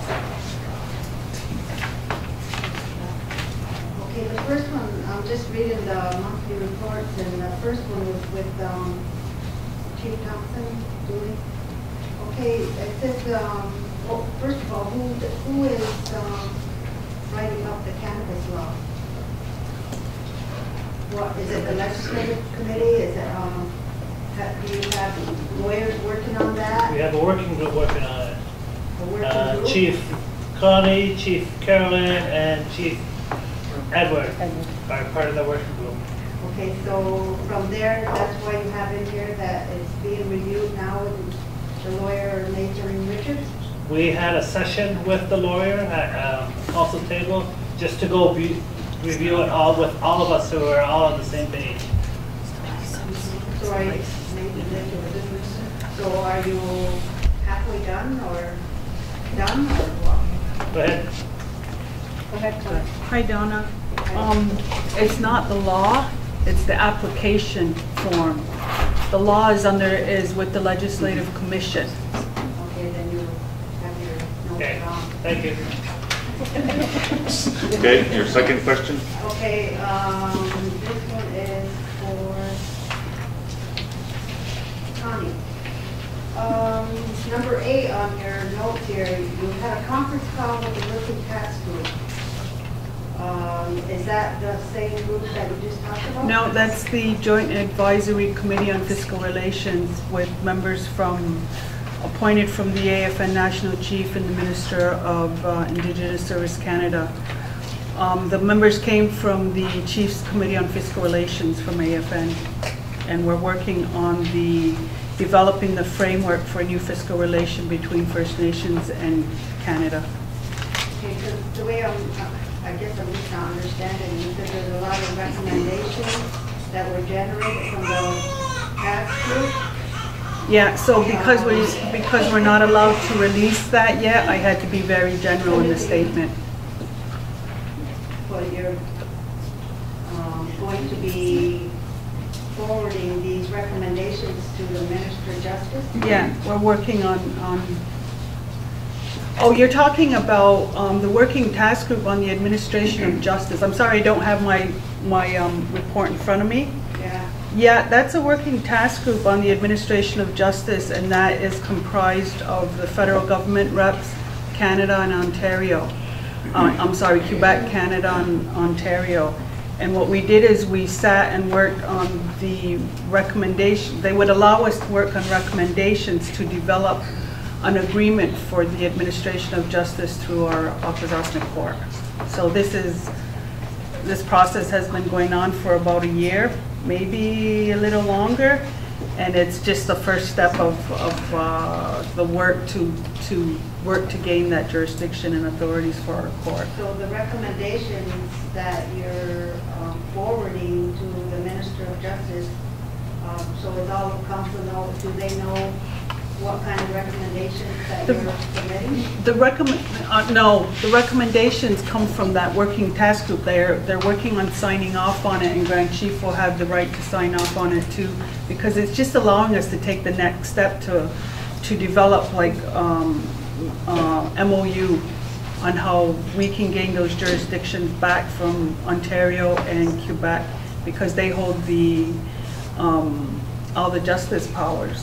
So we're trying to get them to allow us to have our court recognized in the areas of recognizing the orders that come out of our court and not going through back to the provinces to deal with. Because there'll still be things that have to go to the provinces that can't be done in our court. So before you forward these recommendations to the minister, then you are meeting with Grand Chief to make him aware of what the recommendations are? Yeah, they will be coming first before, because he has to sign off on it, so he has to see it. Yeah. Okay, and my third question is for all the chiefs.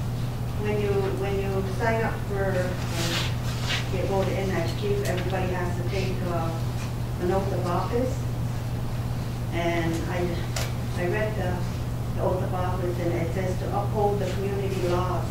So I see that our community, you know, in the last few months, I keep hearing that we need to make our own laws and rules, and we're trying to do that. But we don't have any support in that. But what I have seen is some chiefs don't support them. So if you sign an oath of office, whether you like them or not, you have to support them. I have heard some of you say, well, that's not right. It doesn't matter what's right. We, the community, put these laws in place. A lot of these laws took years to develop. So it's your job, all of you together. You don't have to like them, but, you know, if you don't like them, then do something to change them. Like the election law. You know, it needs so much work. And from what I'm hearing, you're going to change one little part again. Well, we did that already. We're not doing that again. It wasn't passed in just the amendment process. So if we're going to change it, the community had a lot of suggestions, recommendations. We need to put those in there. And then do another vote, because it needs to be changed. Okay, thank you very much. So just coming back over this way, go ahead. I want to make sure nobody else has any questions, because I got 8. There is a few. So I was going to wait till the end, but that's fine, because one or two have been answered right now, but not to my satisfaction. Okay. I'm making notes. Okay, here. we'll move forward then with the rest. Somebody Yep. else go? Okay. No, it's over here first, and then in front, and then back. So now that we're in 2019 and about to get into a whole another decade, I would like to challenge council to come up with some kind of visioning plan of what they see as Akwesasne 2030.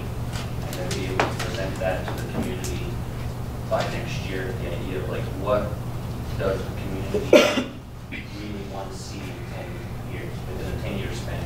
So that then becomes something that the community can gauge council, future councils on, as well as something that can be in collaboration with the leadership of Akwesasne, including the tribe. So ideally, we're all on the same page on stuff, especially with unresolved issues that have been ongoing, like the border and/or land claims and/or future energy. So all those kind of spots, and it could be a very simple exercise, but it's something that becomes very valuable because it's something that is seen as almost like a 10-year plan to help future goal setting. And also, if there's any leadership meetings, any discussions, or cancellations or rescheduling of those, could those be informed to the community, and then the community can act and go talk to those leadership and say, why did this not occur, or what is happening at this front? Because something that becomes more of a reporting mechanism for the community to be aware that there have been leadership meetings in the past.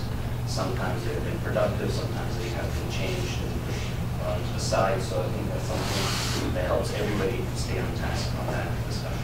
So that's my recommendation. All right, thank you very much. Very appreciative. Right in front here? Yeah, no, yeah. I'm just going back to when you brought up the day school settlement, and I just wanted to put this out there because I transcribed for the court hearings for the residential school victims. So I heard everything, and what I noticed is there's no advocates here, there's no support group here for people. So to be ahead of the game when this stuff does come up and they have to go report and relive their traumas and their experiences, there needs to be something in place to support them and make sure that they're going to be okay, because that it's not here. No, absolutely, good point. So right straight in the back. Yeah. Last month I asked if Council or Health Canada, I don't know who you talked to, but I asked if a tool could be developed or a brochure or something that helps parents and helps community members when they go to Cornwall Hospital to advocate for themselves or advocate for their children because of the racism and the discrimination that we experience when we go to use the hospital. I was just wondering, has there been a conversation amongst yourselves or with who would make it? Attached in my update, I put the patient's bill of rights for Cornwall community. It's an updated version, and there's also providers' rights, or advocate rights. It's in there. Thank you. And I also put in our own patient rights for the health department, and then I gave a list of everyone in the health department and their programs and program managers. It's all updated for you. And the patient bill of rights for Cornwall community, that has just been updated as of recently. So if you look on the website, it's not going to be the same as what I gave you because that's the newly updated one, along with the health department, our health department. Okay, thank you very much. And my next thing is February 21st, I asked the Snyder District Chiefs where the common lands that are registered with INAC are. Yeah. Well, I still haven't gotten a physical paper form of it. So you said at the last general meeting that you had just gotten it the day before and that you would email it to me, but I'm still waiting. And he said he gave he put it in front of you and you took and I that took picture. pictures of it, but that's not what I requested. What Okay, I will send it to you first thing in the morning. Actually, I can send it to you. Of it. So you took my email down at the last night. I have your email. I will send it to you. But you didn't send it. So what I'm saying is we're 4 weeks out now. Is that?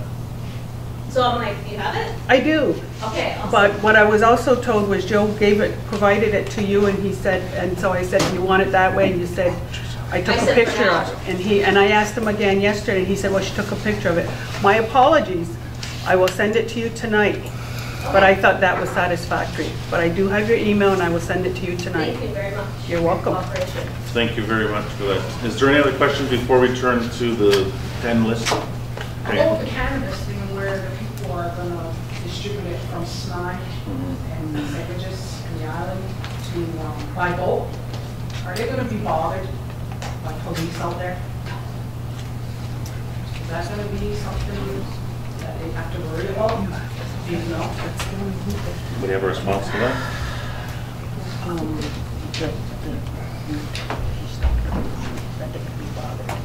Because it ain't gonna be Mohawk police that's gonna harass them, it's gonna be the Akwesasne out down there. They don't have authority in those waters. No, and, Can you speak up if you have an answer, please? I don't think you can answer that because you don't have any control over anybody buying cannabis anywhere. They have a right to go where they want. And they, when they're purchasing that, they know where it's legal and not legal. So if they're going, even if it's in a bowl, if they're going on the American side or wherever, that's their responsibility. That's not your responsibility. Go ahead. So, Maybe we should take one more breath. Do you stand up? I can't hear you. Have you stand up? Just stop. I can't see her. There's Podium's in the way. that podium. so what was said and what is in the regulations is that an approved route will be established, and that includes, and that is on the water. You are correct in saying that will be very difficult to do, and it will be. And your question is very valid that asks if they will be stopped. But to my understanding, that the only enforcement on our waters are our police officers or our compliance. So what we need to do is establish what that route will be. We haven't done that yet. We have to sit down and go through and meet with our law enforcement and figure out how that will play out, because we know that we can't use the land, but we will have to go through the water, if that is to happen at all. And I know you're shaking your head back there, because I probably, I will say, feel the same way. I really wish we didn't have to do this. I really wish we didn't have dispensaries. I really wish that we would look at something different. But when people took No dispensaries at all. She's still talking, we're finished. One at a time, folks, please. When people took part in the survey back in 2018, those were the voices that came forward. They took the time to take the survey, and we heard those voices. So we worked on working on a regulation that had to be in place by 2018, October 2018. So now we sit here, we have 3 chiefs that are working on the application for this process, and that is completed. We now need to take that to council through resolution and have that accepted by the rest of the council. They've had the opportunity to review it. We're looking at what steps will come next. The 3 chiefs that sit on this file are getting totally bogged down on this. That's why we sit here and look at each other when you ask these questions, because we don't have all the answers. We're working diligently to get those answers, but there are 3 of us. We don't have support staff to do this with us. We don't have technical staff to do this with us. We're working on developing it. We're very thankful that our legislative commission is working on the law, because that's what the community has asked for. So they're taking care of that. They're working with the stakeholders in health. They're interviewing them. They're meeting with them. They're talking to policing. They're talking to education components. They're talking to health. They're doing their due diligence to develop this law. That'll be coming out soon. For us, we're sitting here trying to get the application done, trying to figure out what this route will be, trying to figure out where these dispensaries will be held. We know the jeopardy of it being held in St. Regis and Snai, what that could do for the border for us and for the people leaving Snai, leaving St. Regis. We already know that, let's face it, we're probably being watched based on the fact that we're landlocked and recreational cannabis is legal in Canada. So we sit here, we're trying to figure out what we're doing and get this done because people want it done. We understand the economic development component of all of this and the businesses wanting to get started here. But we have to do what we can with all of these factors in mind. So do we have an established route yet? No. Do we know what that will look like? No. Do we know if it will be a peaceful route? No. But this whole thing of cannabis is a huge risk. Okay. So there's questions here up front. Go to the back, and then to the back again, and then go ahead. Yeah. Leasing season is upon us now, and I know for the last 3 years I've asked council, and in my particular case, the Stanley Island, cabin rentals, cabin builds, cabin renovations. There has not been inspections going to the islands in a timely manner because garbage ends up along the shoreline. And I know I brought it up in the past, and I know compliance and OVS, they just don't have the manpower to go out there, and it's an issue. The other thing in which I had brought to OVS's attention is in the content of their lease agreements, do you have anything with respect to a dog law, leash law? Because dogs run loose all over Stanley Island. So I just want to put that on your table to say, can you please follow up and, you know, let me know what initiatives are going to be undertaken so that that does not happen again. Okay. All right. Thank you. Straight back here. I just don't understand why you're making your own job more difficult than it should be, because yeah, you're developing a license for cannabis, and that's wonderful, you know. But cannabis is legal on the Canadian side. But we all know what our jurisdiction is. We all know it's not a shock to not one person here. You know, so why is it up to you as council to develop or to make a route for people buying? That's really none of your business. You know, you need to just continue with making this application, and people that are buying, they know where they're legal and where they're not. That's not up to you. You're just making your own job so much more difficult. It doesn't have to be. Okay, thank you. Yeah. Me? Yeah. Okay, it's not so much of a question, I just wanted to share some information. The Akwesasne Financial Administration Law was supposed to be closed for comment Friday at 4:30, and I went to a couple of the meetings and I brought up the issue that residents of Gawanoge and some in Snai had just received these, or even the summaries, on Wednesday night.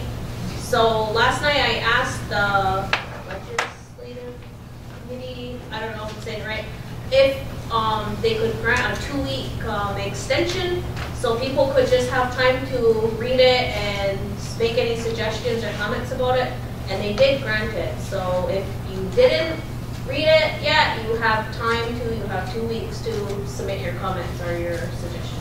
That's all. Thank you very much for that information. Wow. Is the Oh, is it? deadline. Okay. All right, go ahead. Well, first I want to thank the chief that submitted the monthly report. So from the monthly reports, I have a couple of questions.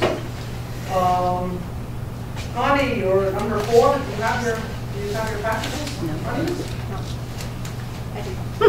So on number 4, you mentioned you sit on the AFN, ISC, JACFR, and you are working on the development of a new fiscal framework.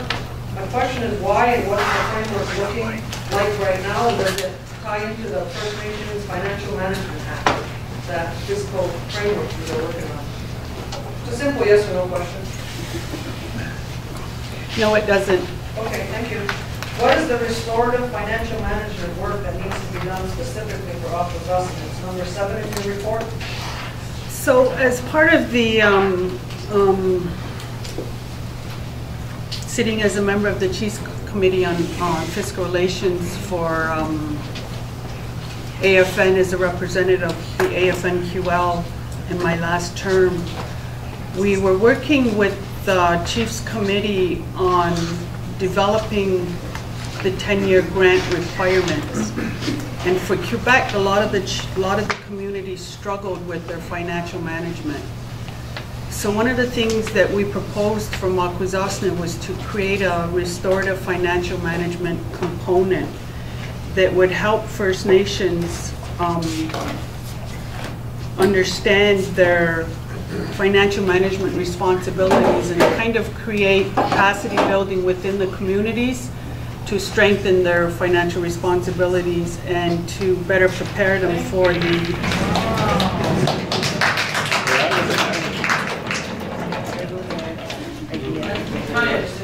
and I was waiting for him to finish. Okay, Tim, that's enough noise now.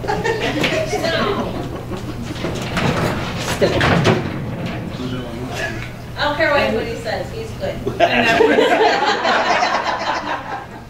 It was a 30-minute discussion, and should we put that up here? I get it. So it was to better prepare First Nations to apply to the 10-year grant and to build capacity within their communities. Thank you, Chief Vince Thompson, the Coast Guard liaison, is this job being posted or is it staff or? No, it's going to be posted. Right now, we're just going through the terms and conditions of the liaison position, and it's going to be worked with the Coast Guard themselves. And there's going to be training components for that individual also by the Coast Guard, and that's going to be all paid for by Coast Guard also. Once the applicant is hired. Thank you. Chief Joe Zor, who's the consultant you're working with, Akwesasne and the CBSA? Who's the consultant? You decided on a meeting and used the word as a consultant you're working with? I forget their names, but they came down last Monday and they had a big meeting with full council and tried to resolve the border issues with Canada and.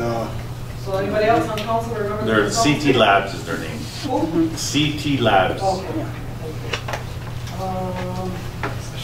Most of my other ones were answered by.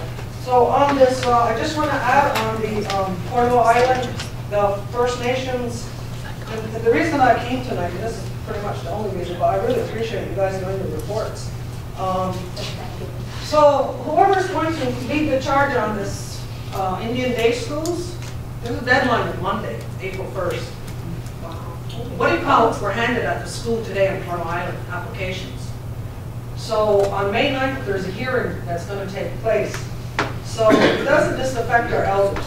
It affects myself and anybody that went to these schools up until 1990. So on the list, we have Cornwall Island West and Cornwall Island East schools. And just on the island alone, my mother's a survivor of this, and she named 25 elders. I think we're at 25 elders.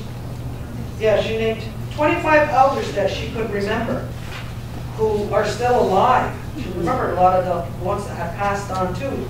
So some of my questions or concerns are because this process is already in the works, and the applications are already there. So it's twofold. Just because you get in on it, let's go back to 2009 when the man that started this process, who just passed away a couple years ago. They have interviewed 88 communities since 2016, and Akwesasne is not on the list. On April 9th, they will interview a community called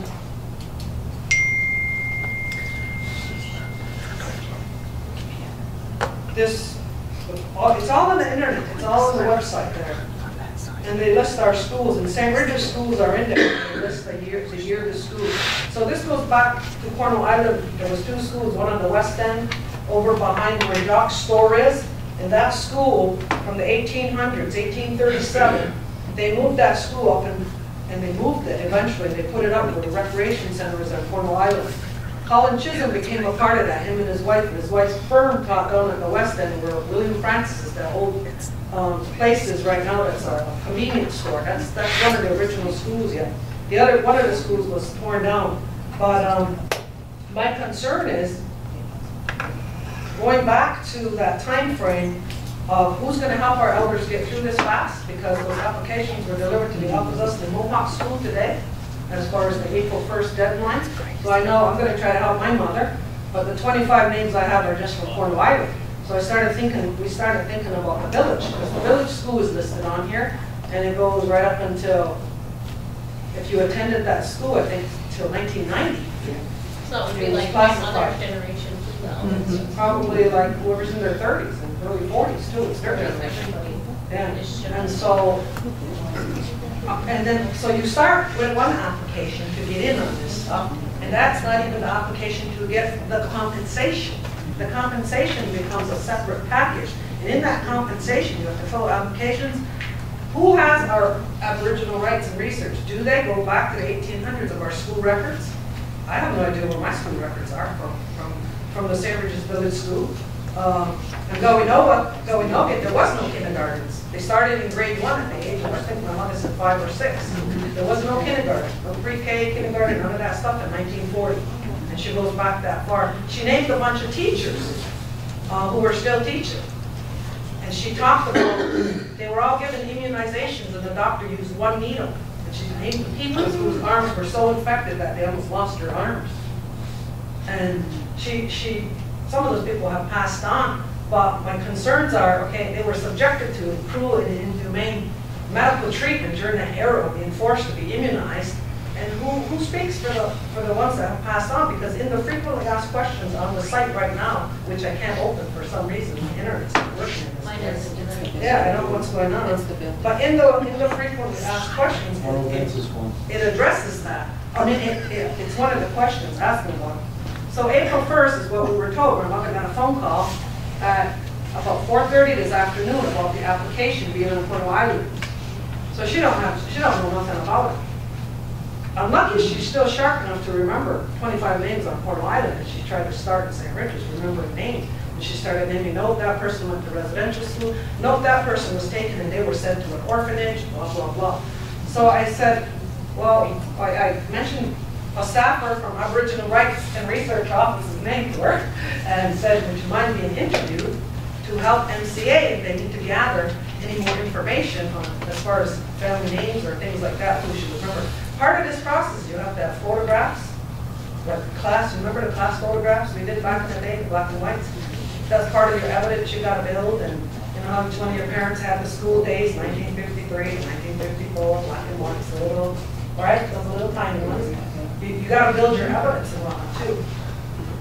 We're going to have to dig deep in our archives to find out and even figure out where all these records are, because if it talks about the St. Regis School, and it's listed on here up to 1990, so that includes me from kindergarten to grade 6. I don't know where my records are. Where do I start? Do I run to Arrow tomorrow morning because there's an April 1st deadline, because I'm going to fill my mother's application out, I'm going to fill my application out. I have 10 brothers and sisters that are going to fill all their applications out and try to get things in by April 1st. So I'm putting this out there that there is a sense of urgency with deadlines to some of this, because May 9th, there's hearings that are going to take place. And there's a process to get in, and you want to be heard about what's going on with this case. So I have a lot of concerns as to, once again, this has been going on since 2009. It's mind-boggling that we're just hearing about it, and April 1st is Monday. And applications were dropped at our school today. And that was only AMS that we heard about.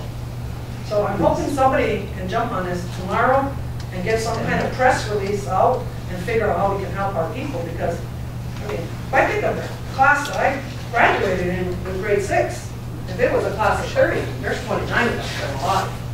Then I go to the class above me, and I'm going to say there's probably, if there was 30 again, there's probably 28 still alive.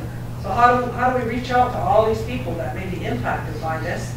And what do we do with the time frame? So that's my concern about that. All right, so we will find additional information. The dates that you've talked about in the schools, I mean, obviously affects a lot of people, and we want to make sure that what we'll find out is that people are applying, that there is an opportunity to receive compensation, right?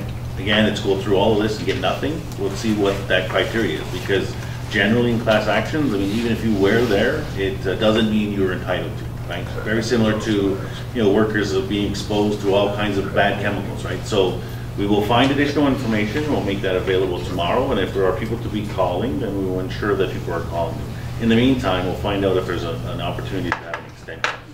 April 9th, 2019, they're going to see Beausoleil. Oh, Beausoleil. Yeah, Beausoleil. And then they sat with the AFN in December of 2016, and this subject matter all came up. So kind of surprised the chiefs don't know much about this. Akwesasne is on the list. I would like to know when we got on the list, when we registered to get on that list, because our schools are on there. There hasn't been a presentation in Akwesasne. My question is, will there be a presentation in Akwesasne? by this body that's going around the country. Yeah, so we could find out information. I recall that this information has been shared, but from what I recall, our community would not have been eligible for certain reasons, right? So they may have the list you have, but every reserve school on that list anyways, right? So we have to find out if our schools would in fact be eligible. And if not, then there's, then it kind of just stops right there, but we'll find that information out.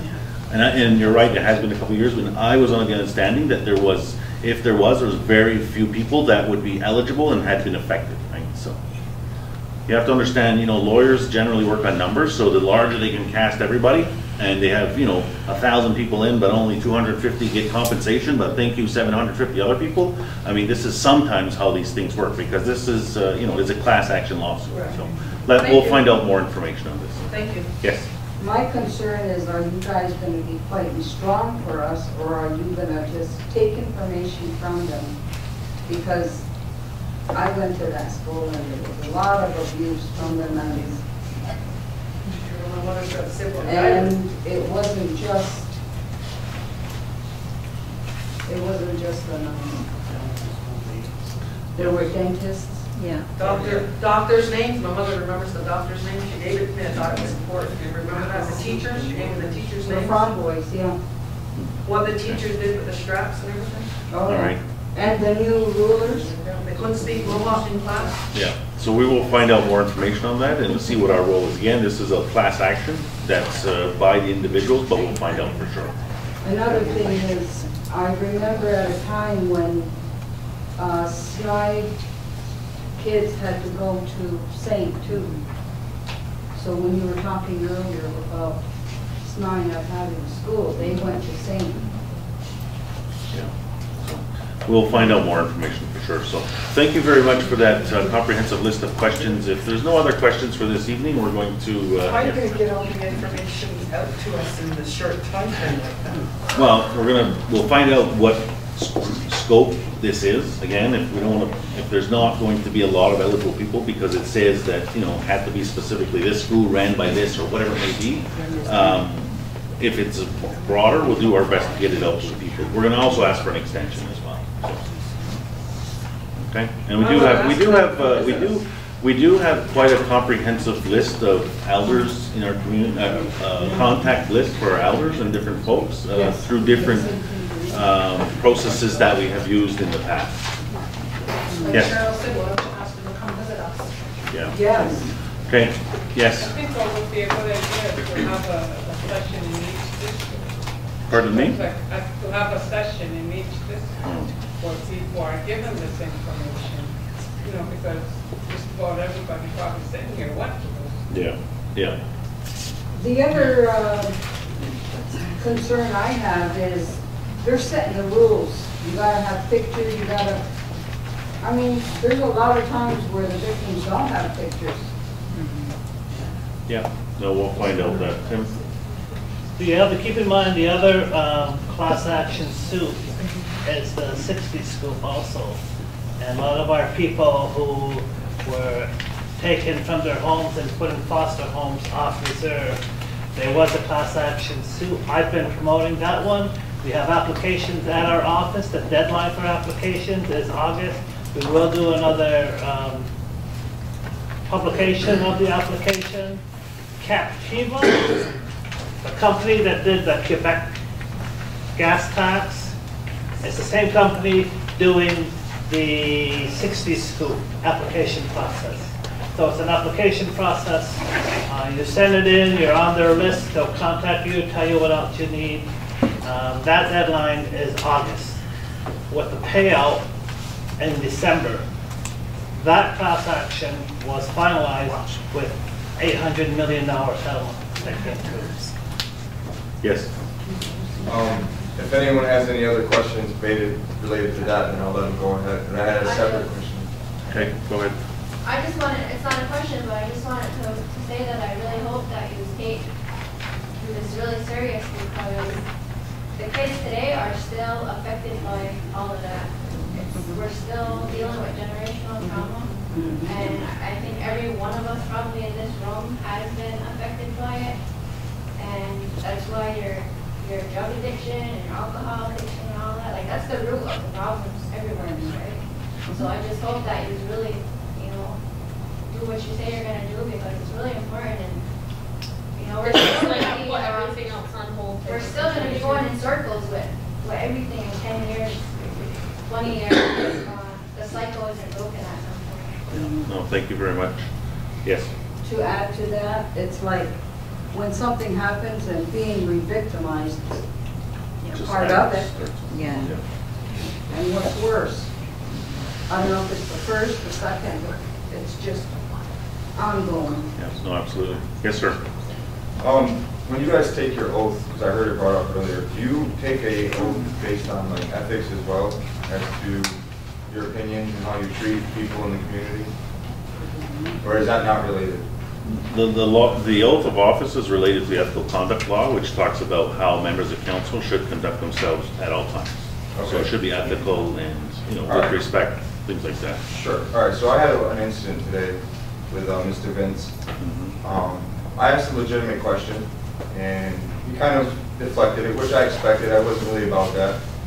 But he went into kind of a disrespectful tangent, right? He said, he tried to loop me in with the potheads. And I said, I don't smoke weed, you know, so that has nothing to do with me. And then he started talking about other things. And he kind of paused, and he looked at me and he said, where are your parents from? I said, well, my dad is East Sylvester from the end of this island. He said, yeah, well, your mom and your dad. And so obviously, like most, I'm not full-blooded, so I knew he was going with this. He said, well, exactly. I told him who my mom was. I told my dad's not from here. And he said, well, that's my point. He said, you're one of those not from here. He said, your roots don't run as deep as mine. And those are his exact words. Those aren't my words. That's not paraphrasing. Those are his exact words. So I would like to know just how closely do you follow this code of ethics? And how seriously do you take it?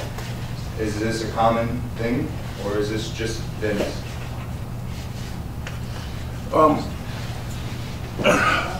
First of all, I'd like to address you, and I'd like to apologize for my conduct this afternoon.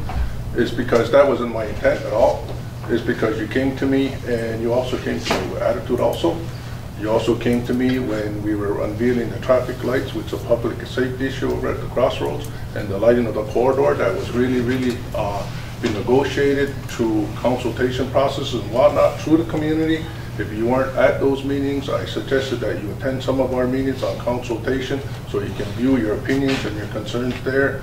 You responded back that you don't attend those meetings, and you also decided to say that the people didn't want the traffic signs and the people didn't want those lights. I asked that.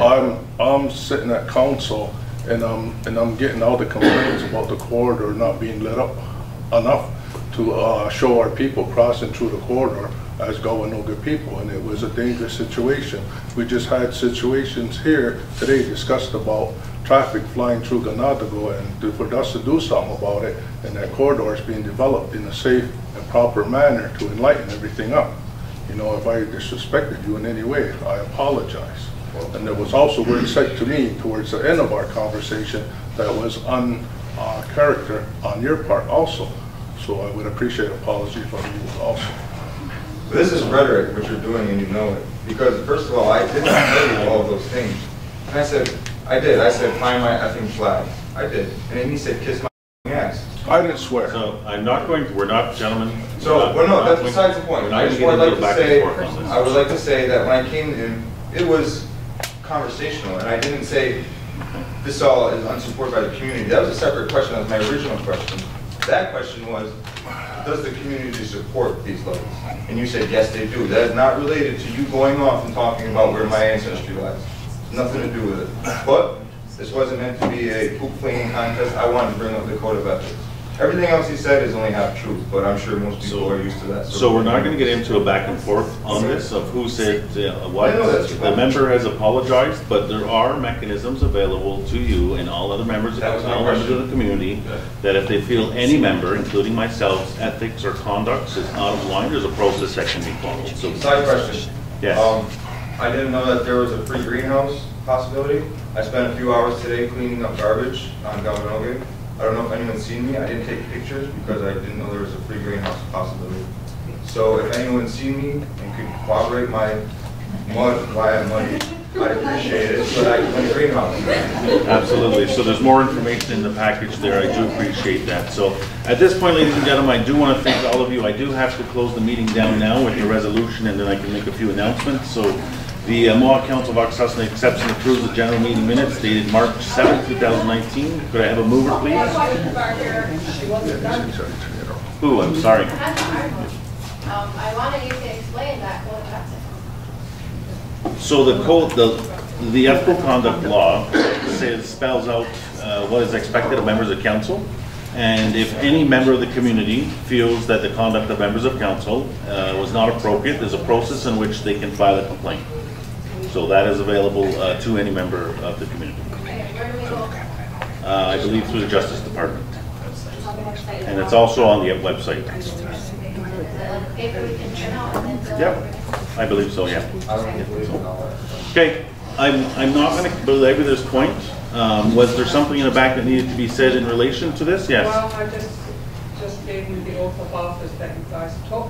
I don't know if he wants to read it or if he wants to read it to everybody. Well, I think that the nutshell of it is that every member of council swears that they will uphold every law of the community and will defend all the customs of the Mohawks of Akwesasne. They will continue to keep matters confidential, and that's what the law, the ethic, the code, the oath of office says. Right. So again, if there's any concerns about the conduct of any member of council, there's a process that can be followed. I encourage you all to read the ethical conduct law, which is there for a purpose. There's a process that happens, and that's made available to the community. So, okay. So the Mohawk Council of Akwesasne accepts the general meeting minutes dated March 7, 2019. Could I have a mover, please? Moved by Julie, second by Joe. Discussion on the resolution. Yes. Questions been called on the resolution. All in favor? Any against? None against? It's carried. So ladies and gentlemen, I want to thank you. Our next general meeting will be on April 25th. It will be at the Nokia Recreation Center, as well as our district meetings will be occurring throughout the month of April. So could I have a motion to adjourn, please? Connie and Carolyn. Thank you very much.